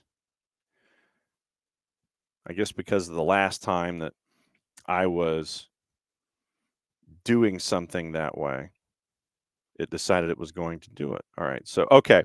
All right. So now for the venue that is local here in the this particular section of the southeastern United States, we'll just do the local ones. I know we could go to like Geodis and look at that, and we could sit there and look at the price tags. We might do that as we get closer. So Chelsea and Club Leon, Monday, June 16th, 3 o'clock in the afternoon. Once again, get-in price. This is what we're going to talk about here. The get-in price right now for the Club World Cup. Get-in price, upper tank, Mercedes-Benz, $84. And that is processing fee, $4 a ticket, all that stuff. So 84. Yeah, so it's looking like $84 in the upper tank. And if you want to get into the lower bowl in the 45-degree angles, it's also $84. Oh, no, that's section 3. That is not what we're looking at here. So why are you not giving that to me? Anyway, but all right. So upper tank to get in, $84 for Chelsea and Club Leon. Now, Messi and Friends and FC Porto, Thursday, June 19th at 3 o'clock. Once again, upper tank, get-in price, $90, $89.20 is what you're looking at for Messi and Friends and FC Porto. Manchester City and Al Ain. They're the late game on January 22nd. Once again, get-in price, $67 to get in, because once again, late night, the 22nd, you're the last match of the day. So get-in price for Manchester City and Al Ain, $67. Then round of 16 ticket, June 29th at noon at Mercedes-Benz. Get-in price, $95. Round of 16 Tuesday night at 9, July 1st. Get-in price, $78.25. And it's all in the 300 levels, anywhere from $78.25 to $85, $86, $90, and so on. So the round of 16, the second round of 16 match, that one is going to be intriguing. Quarterfinal matchup, Saturday, July 5th at noon. Get-in price, $222.50. So the quarterfinal matchup is the one that really blows the curve on the get-in price. So that is what you're staring at right now for price tags and things like that to go in. So if you wanted to go, Four Card, if you wanted to go in And if you wanted to watch all of those clubs and all of those matches, then you're probably saving 300 more. You're probably saving close to $650 a ticket if you want to go see all six, just to get in the building. That's not to be in the corners, on the lower level, in the 100s. That's just to get in and hang out on the 300 level. So get in price, upper bowl. Aren't a whole lot of tickets. The tickets themselves, lower bowl and the mezz, those seem to be moving. End zone corners, not so much. Upper tank, not moving, or at least available for resale more than the average bear. But you're looking at, for those six events, you're looking at like $650 to go in to be a part of all of those events that you're saving by volunteering to go. I don't know what they would have you do when it comes to volunteering. I'd be like, okay, are you the guy? Are you the guy with the clipboard and the velvet rope? Four card, this might be what you're doing. You might be the dude with the clipboard and the velvet rope. You might be the guy that's security for the guy with the envelopes that he gets to hand out after the matches are over. That's what you might be, that person. But yeah, as we get closer, we'll continue to monitor prices and such, and we'll sit there and we'll look at them and go, okay.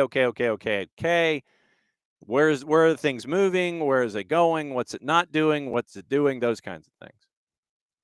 So that we'll keep an eye on. But yeah, it looks like at least right now with the get-in, as you're volunteering, you're saving yourself about $650 a ticket for all six. So 90 times 5, 450, and then 220, 670, 675. Yes. Training session this Saturday for volunteers, or it's an orientation thing at GSU before the Atlanta United match. Okay. We need intel and we need updates. We need to find out what they're telling you. You can't say anything bad. You can't wear this. You can't wear this. We'll give you a ceremonial key for the Club World Cup trophy.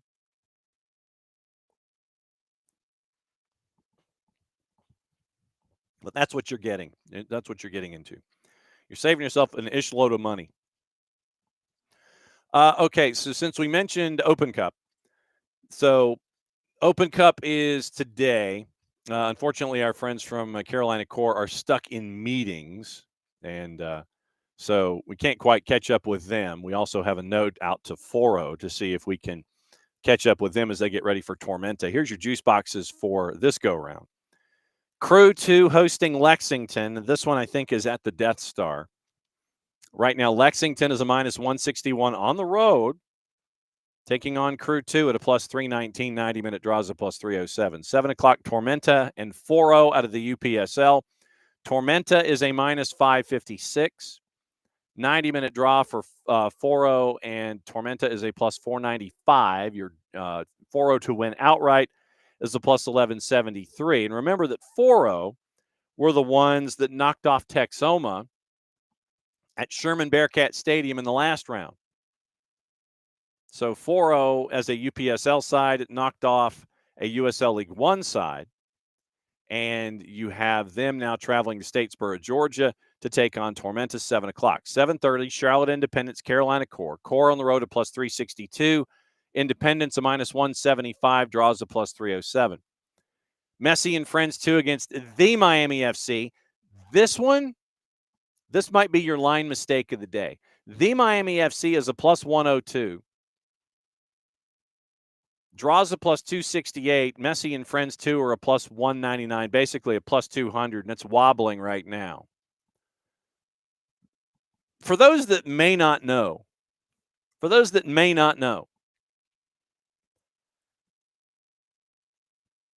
the Miami FC, and when we have Kaylor Hodges on to discuss these kinds of things, the Miami FC is not a very good team. They are not a very good team. They're really not.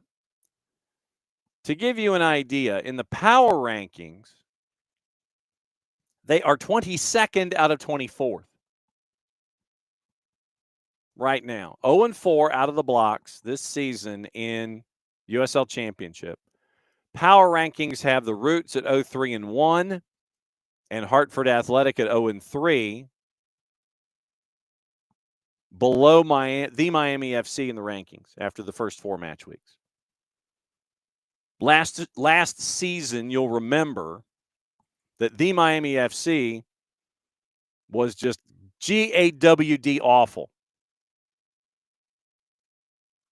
4 matches this season,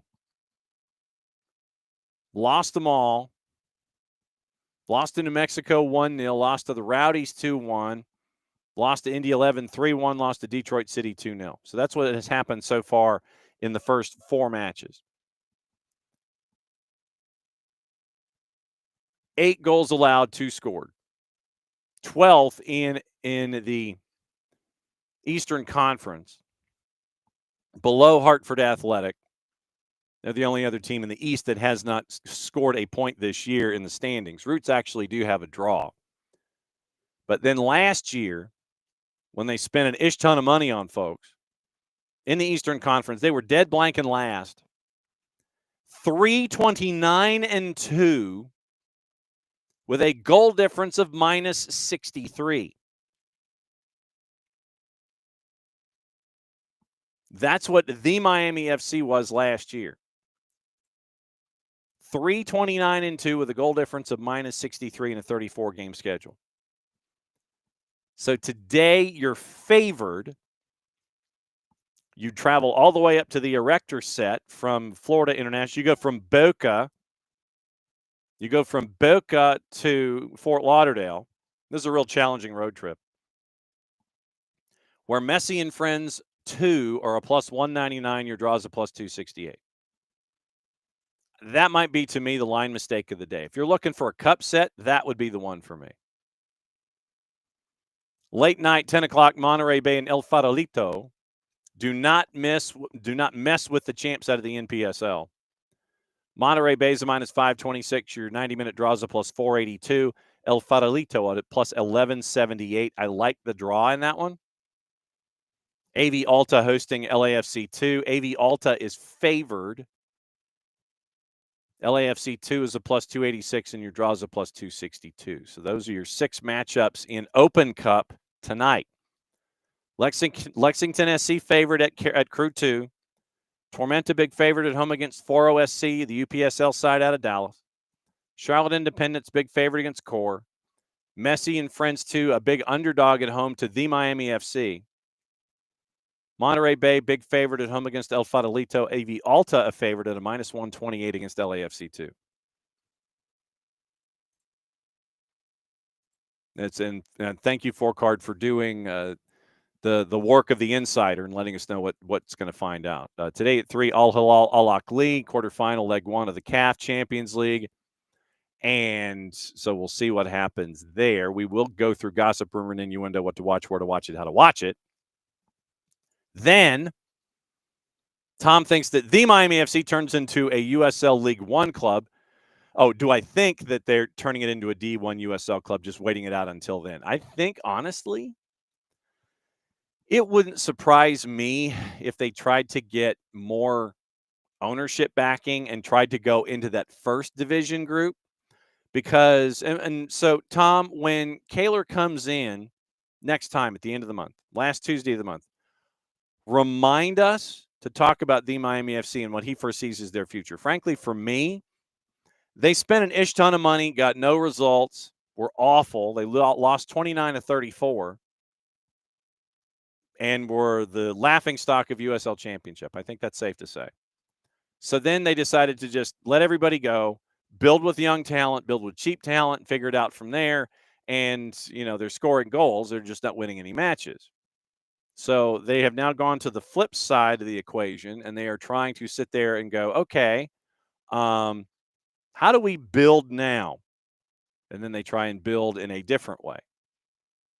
And so if this younger build works over time, which you have to have patience for, is this what they do going forward?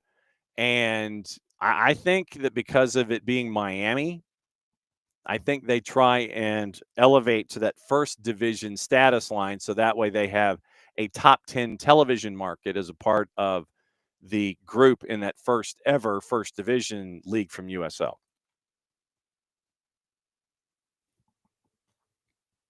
I have no basis in fact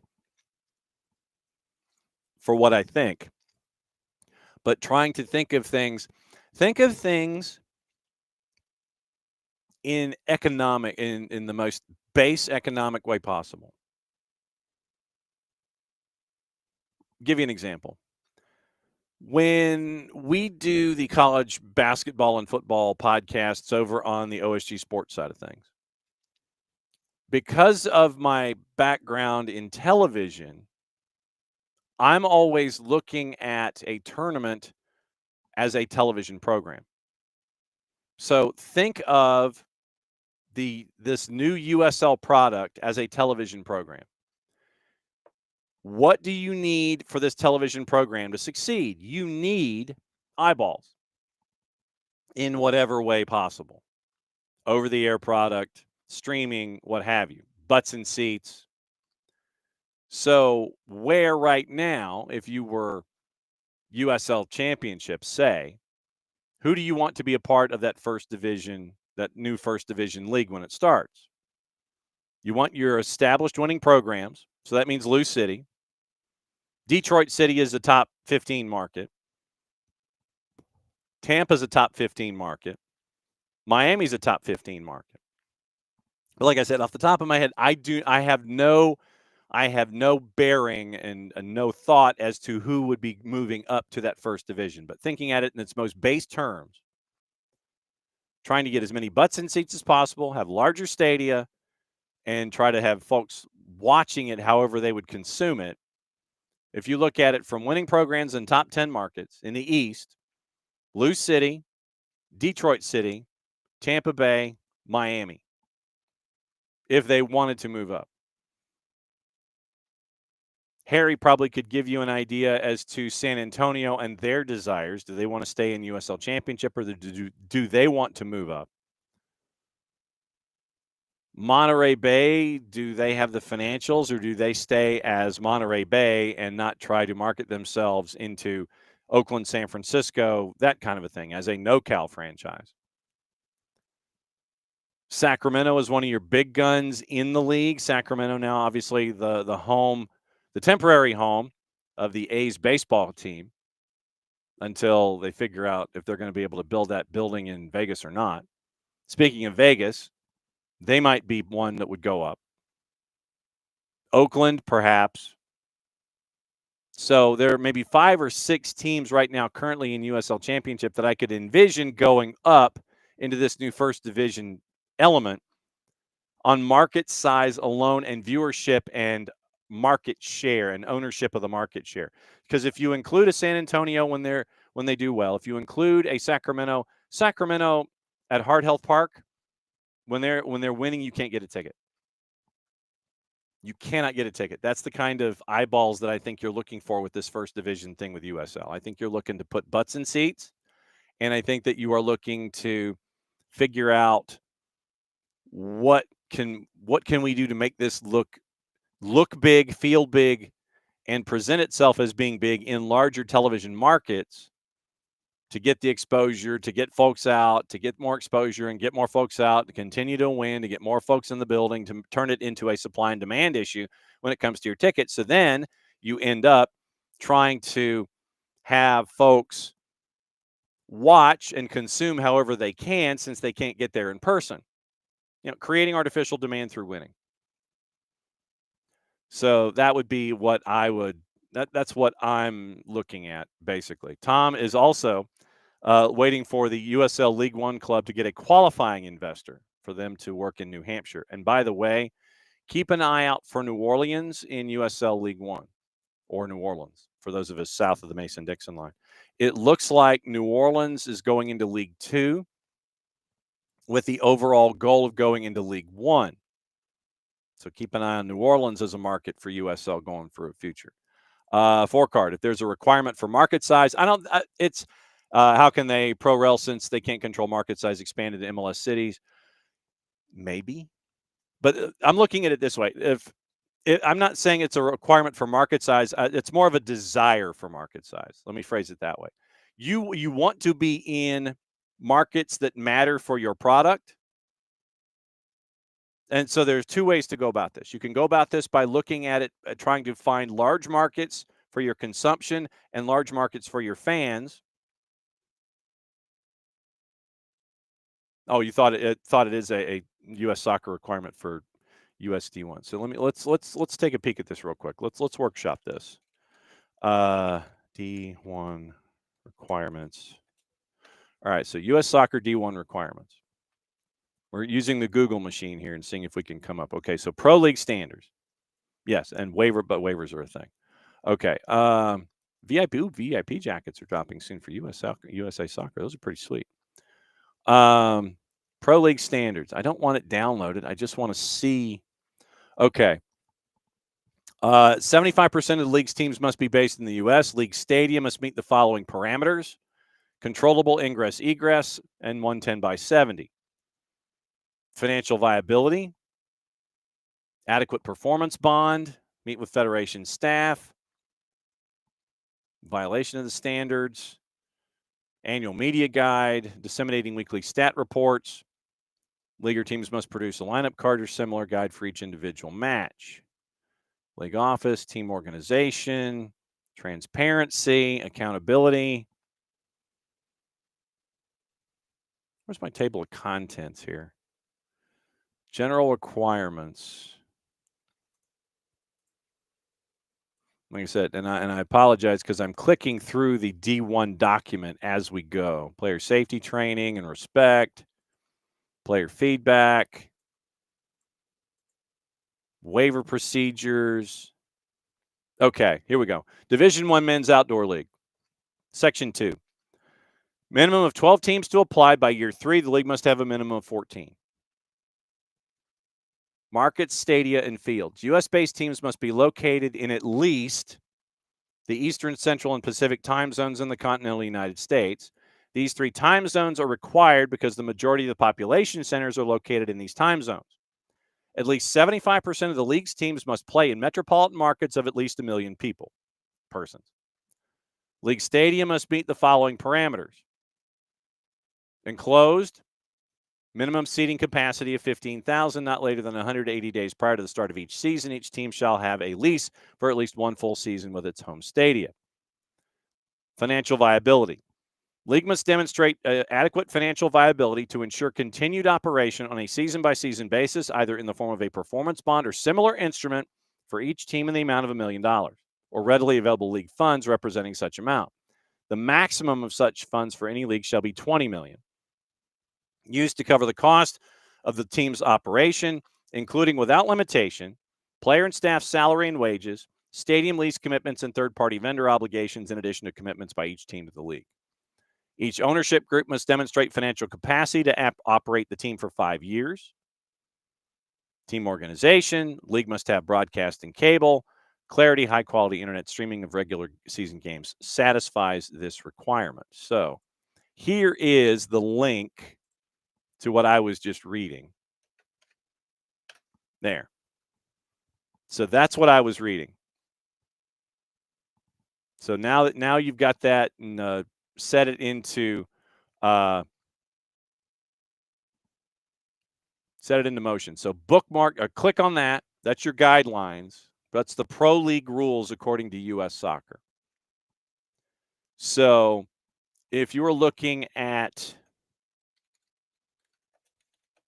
Nielsen household numbers, so let's go ahead and go into the Nielsen ratings. Nielsen Media Research, expanding out-of-home panels. I don't want insights. I want the markets. New upfronts and guides. I don't care. So legitimately, all right. So let's see. TV ADI household numbers. I'm trying to find out. All right. So the ADIs. Okay. Statista. Number of TV households in 23 and 24. Accept all, whatever. I don't care. Statista wants you to pay $200. CTV enabled for television insights. Smart TVs in 79% of homes. All right. So I need my television market designations. All right. So here we go. List of TV stations in North America by market. Okay. Now, all right. So the 210 DMAs listed by the 24-25 Nielsen ratings. So if we go, let's blow through the top 30 here real quick. New York, LA, Chicago, Dallas, Philly, Houston, Atlanta, Washington, Boston, San Francisco, Oakland, San Jose is number 10. So Oakland. So all right. So let's take it with what we're looking at. LA, Orange County probably would qualify if they wanted to make that jump. Chicago, USL's been talked about there for years. Dallas, we know about USL Dallas. They're coming online. Don't be surprised if they eventually work their way north. Houston, we have other cities in Texas to look at. Atlanta, DC, Boston, Oakland would satisfy market number 10. Rowdies would satisfy market number 11. Phoenix satisfies number 12. Detroit, number 14. Let's see. Miami gives you 18. Sacramento gives you number 20. I should have been counting off here. So, and I'm going technically by what we see. So 1, 2, 3, 4, 5, 6, 7 markets in the top 20. Then you would have 8 in the top 25 with Indianapolis. 9 in the top 27 with Pittsburgh. San Antonio gives you 10 by market 31. Hartford in market 32. USL Milwaukee technically would give you 12 by market 38. Yeah, four-card Tampa is Tampa St. Pete. That's market number 11. So to get to with your current markets in the USL, you would have to go to get to number 12. It would be Milwaukee's anticipated franchise. And if it's not there, then you could get to 14 if Vegas was in line at 40 and Jacksonville comes online at 41. So with current USL clubs, not looking at expansion, not looking at anything else, to satisfy the League One model, if you just took the clubs they had on hand, it would take you to market 41 with Jacksonville coming online as that 14th team. 12 would get you to market 38 with the USL Milwaukee project. Then Vegas and Jacksonville would get you to club 13, club 14. And that legitimately is if all of them were even interested in drifting up to this new Division I program that USL has in mind. So you would be saturated to market 41 with 14 teams in Division I. Jacksonville's building their own. I think Cashman. Yeah, let me see here. USL Stadium capacities. Let's see if the Google machine can help us out here. Okay, so Stadium's USL Championship. Okay. So, no, I want the capacities. I don't want the news on them. Okay, so stadium overviews. Okay, so here we go. Our friends at Transfermarkt are going to help us out. No, I don't want no. All right, so Protectives at 47-1. FIU, if they play at the football stadium, South Dade Kia Stadium, would give you 20. Lynn Family at 15-3. Oakland, we know that Oakland can seat 26, 27, but 15,000 capacity. Isotopes at 13.5, Cashman at 12.5. The Mike is 12.111. Hard Health 11.569. Wake Med would give you 10. Phoenix Rising, which is a temporary facility, could give you 10. I think it's modular, so you could expand it. El Paso is a baseball stadium. My guess is they would not go to the new Division I. Toyota's at 82.96. Harry, I would need your advice when it comes to expansion, perhaps. 75%, they need 11 teams in million-plus markets. Yes, 4-card. Yes, that is correct. So the television markets, let's see. So Jacksonville, just to get the TV numbers, initial visibility, no. So those are your DMAs, and I need the numbers. But if you go 11 of the 14 would need to be north of 1 million. So full power, low power, outlying. How many? See, this is the problem, is that I need the actual household numbers here. And you would think that folks would give this to you. So DMAs, must carries, DTV coverage maps by location. I need the TV markets, TV stations, FCC, federal regulations. And I know that this is incredible radio for those of you who are listening on radio. On audio. And by the way, once again, thanks to our friends at the Fired Up Network in Canada, for those that you watch there, and also on 12 Ounce Sports, who are now adding the programming here with SDH.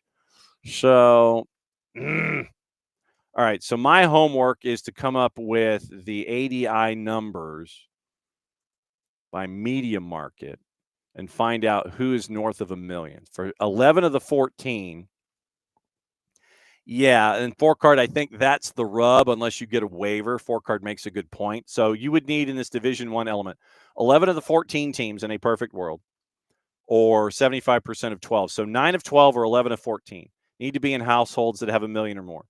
But one or more of the high market teams getting relegated, then you need more teams to keep the 11 in the D1 level. So that's the rub in all of this. That is something that we need to check on waivers. And we need to check on all of the other attachments that go with this, because to your point, 4-card, to your point, to stay D1, if you had one of your big guns that was relegated, you would need to, I would think, have at least a big gun or more big guns on file, or have one of your big guns be promoted from the USL Championship to USL Division I. Not League One, but Division I. So it's either 9 of 12 or 11 of 14, and you've got to have, unless there's a waiver in there somewhere from U.S. Soccer. Excellent point. Hang on to that. Hang on to that info. So my homework is to figure out which households have more than 1 million viewers for this league going forward. So that's my homework. Where's my pen? All right. So hang on. U.S. households 1 million plus. Okay. So that's my homework today, that I've got to figure that out. Yeah.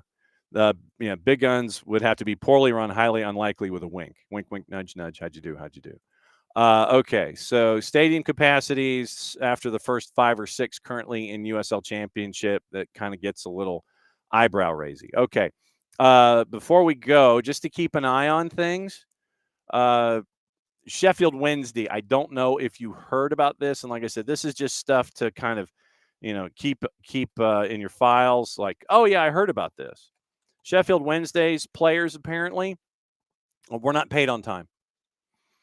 And so, not paid due to the Chansiri cash flow issues. Dafon Chansiri has been chairman at Sheffield Wednesday since 2015. Failed to pay their players' wages for March due to cash flow problems suffered by their owner.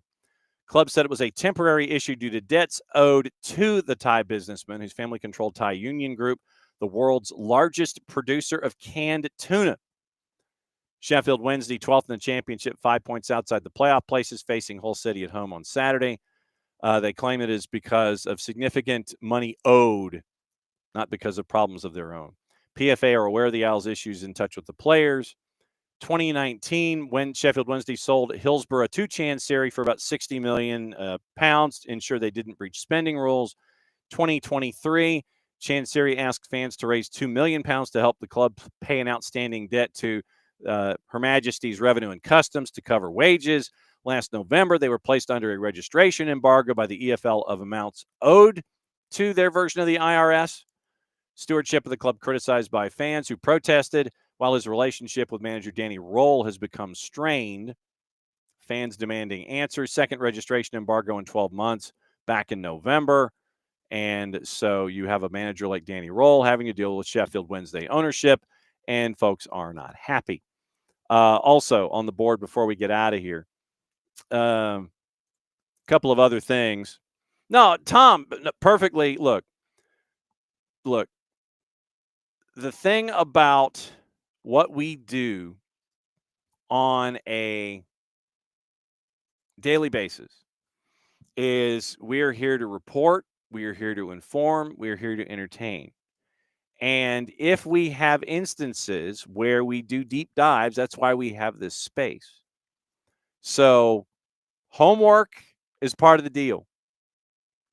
Learning about things so we can all be, and myself included, so we can all be better informed and we can better understand what folks want to do. That's why we're here on a daily basis, to have fun, catch up with each other, news of the day, guests, entertain, do good journalism, and become smarter and more well-rounded. And God knows I need that. But to do homework so we can approach things right, and so we have all of our facts and evidence when we can talk about things, and we're not just kind of shooting off at the hip. I admit I shoot off at the hip, but it's done in jest a lot of the times. You guys know that the fun that I have and the fun that we all have here together. But to be well informed, we need to do these kinds of things, because if this is what's coming up to be a part of the landscape, it makes sense to be informed and find out, okay, can there be a waiver? Where are the households? Where does the 1 million marker, cut things off?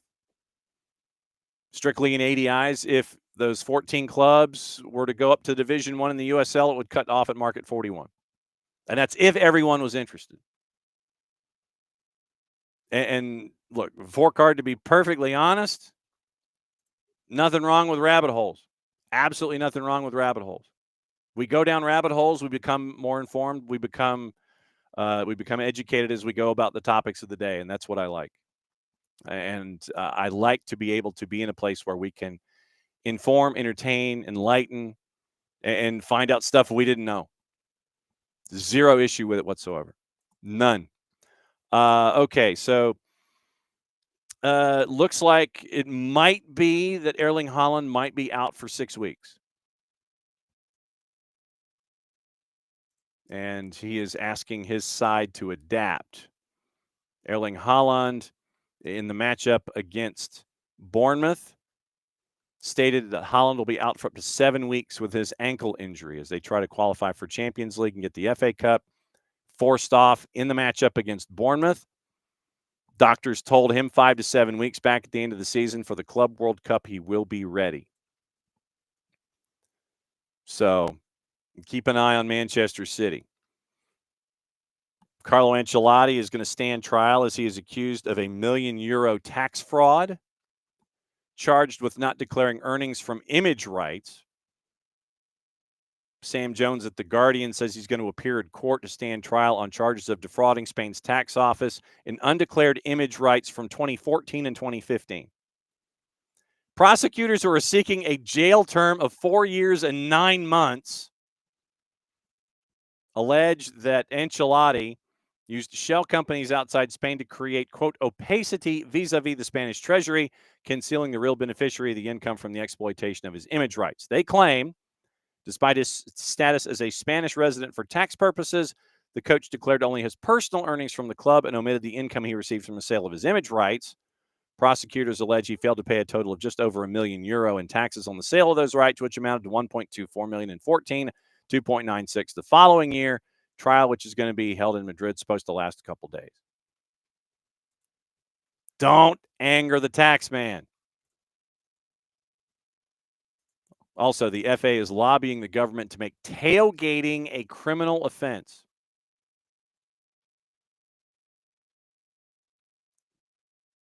And what we call tailgating and what they call tailgating are two different things. The FA has stepped up its lobbying of the government to make forced entry into football stadia, tailgating, a criminal offense. Policing Minister Dame Diana Johnson was a guest of the FA. 68 of the 91 arrests were made for folks attempting to enter the ground without a ticket. Tailgating at turnstiles is not a criminal offense, according to The Guardian, but Metropolitan Police forced to make the 68 arrests on the ground of suspicion of fraud. No charges have been issued owing to very low conviction rates for tailgating, which has become a major issue for the FA and for some top-flight Premier League clubs. Tailgating. Their version of tailgating and our version of tailgating, different. Wrexham has a record revenue of £26.7 million after a boost out of the U.S. Chelsea is reporting a £128 million plus profit after selling the women's side to themselves. How you like that? So get this. I'm going to sell something to me, and I'm going to record a profit. So Chelsea, okay, now this is once again from Jacob Steinberg at The Guardian. Okay. Chelsea appear, and this is Steinberg's writing, Chelsea appear to have complied with the Premier League's PSR, profit and sustainability rules, through player sales by selling the women's team to the club's parent company. So, wait. And I guess because when you're dealing with the Premier League side, you try to sell a hotel to a subsidiary that is linked to yourself because it's straight up the Premier League. That's bad. But when you try and sell the women's team to yourself, that works from a business perspective. So Chelsea announced they had turned last year's pre-tax loss of £90.1 million into a pre-tax profit of $128.4 million for the financial year ending June 30 of 2024. Chelsea's revenue dipped to £468.5 million. Financial picture, quote, benefited from increased profit on disposal of player registrations and repositioning of Chelsea Football Club Women Limited. Club added that profits on disposal of player registrations of $152.5 and a profit on disposal of subsidiaries of $198.7 million led to an overall net profit of $129.6 after tax. Predicted at the time of last year's takeover of the women's team by Chelsea's parent company, Blueco 22, that the deal would help Chelsea comply with PSR. The move has faced scrutiny from the Premier League in relation to rules around fair market value and associated party transactions. League passed Chelsea selling 2 hotels at Stamford Bridge to Blueco for $76.5 million last year. Once again, remember the hotels. League passed Chelsea selling 2 hotels at Stamford Bridge to Blueco 22 for $76.5 million. And apparently they rankle at the idea of the women's team being sold from Chelsea to a subsidiary to create profit. That's all you're doing is this. That's all you're doing. You're just sliding from side to side. Let's see. I'm trying to think if there's anything else that I have missed. I think don't we have CONCACAF tonight? I think we do. Really quickly, and then we'll get into what to watch, where to watch it, how to watch it. North and Central America. Okay, yeah. Triple C going on today and tomorrow. So it is Club America Cruz Azul. Club America is plus 108. 90-minute draws a plus 242. Cruz Azul is a plus 237. And at 11:15, LAG hosting Tigres. LAG is a dog at a plus 164. Tigres probably without Gignac and a couple of others because they just don't want them to travel is a plus 152, and your draw is a plus 243. So basically, draw option from our friends at Odds Portal. They don't know. Tigres is a road favorite slightly. Club America is a home favorite by a lot. Tomorrow, it's Whitecaps, Pumas, LAFC, and Messi and friends. So that's the activity in CONCACAF. Today in the Prem, we had 3 matches. We have 3. 2 at 245. Arsenal minus 204 hosting Fulham at a plus 638. Wolves a plus 150 hosting West Ham at a plus 197. And at 3 o'clock, Forest favored against Manchester United at a plus 129. Manchester United's a plus 212. Bulk of the action is tomorrow. And then you have the one matchup to wrap things up on Thursday before those teams play again on Sunday. Gee, thanks. So, yes, the tailgating thing is different to us than it is in England. That's the word I'm looking for. Tailgating is different in England. Okay, so homework was performed. 55 metro areas over 1 million. Thank you, 4Card. That's what I was looking for. Metropolitan statistical area. All right, so metropolitan statistical area goes to, all right, so 41. Okay, so this is metropolitan statistical area. And so now that's the question. Does it go statistical area or does it go with DMA according to television? So Jacksonville would be at 38 instead of 41. They're 41 in television, but they're 38 in area. So then you have Providence, and I believe we heard Michael Parker say that Rhode Island would jump up to that Division I. So if we go below 41, Oklahoma City, the return of the energy, if that was to happen, it would be at 42. Louisville at 43. Memphis is a market you would need to get back into. Birmingham at 47. Hartford we already had on the list. And FC Tulsa. So, and if Union, I don't know if Union Omaha would jump, but you would have the possibility of another 4. So as many as 18 in the top 50 if they all wanted to go. So there's some wiggle room there that's attached. So 4Card USL just needs to get the stadia above 15,000 for teams to get promoted to the D1. And right now that's going to be a problem considering that there's 6 of them right now that are 15,000 or more. So that's what you're staring at. Okay. Gossip, rumor, and innuendo, what to watch, where to watch it, how to watch it, and then we'll get out of here, and then we'll get you ready for what's going on tomorrow. Once again, Tyler, Dylan, Moore in session at noon, and we're going to be at an event in Fayetteville at 4 o'clock tomorrow afternoon with U.S. Soccer as they continue to expand their thoughts and the game in Fayette County. Looking for Daniel Sperry from the Kansas City Star to join us on Thursday along with Nino and Nico. Thursday is the SDH 1 and 2 on the network.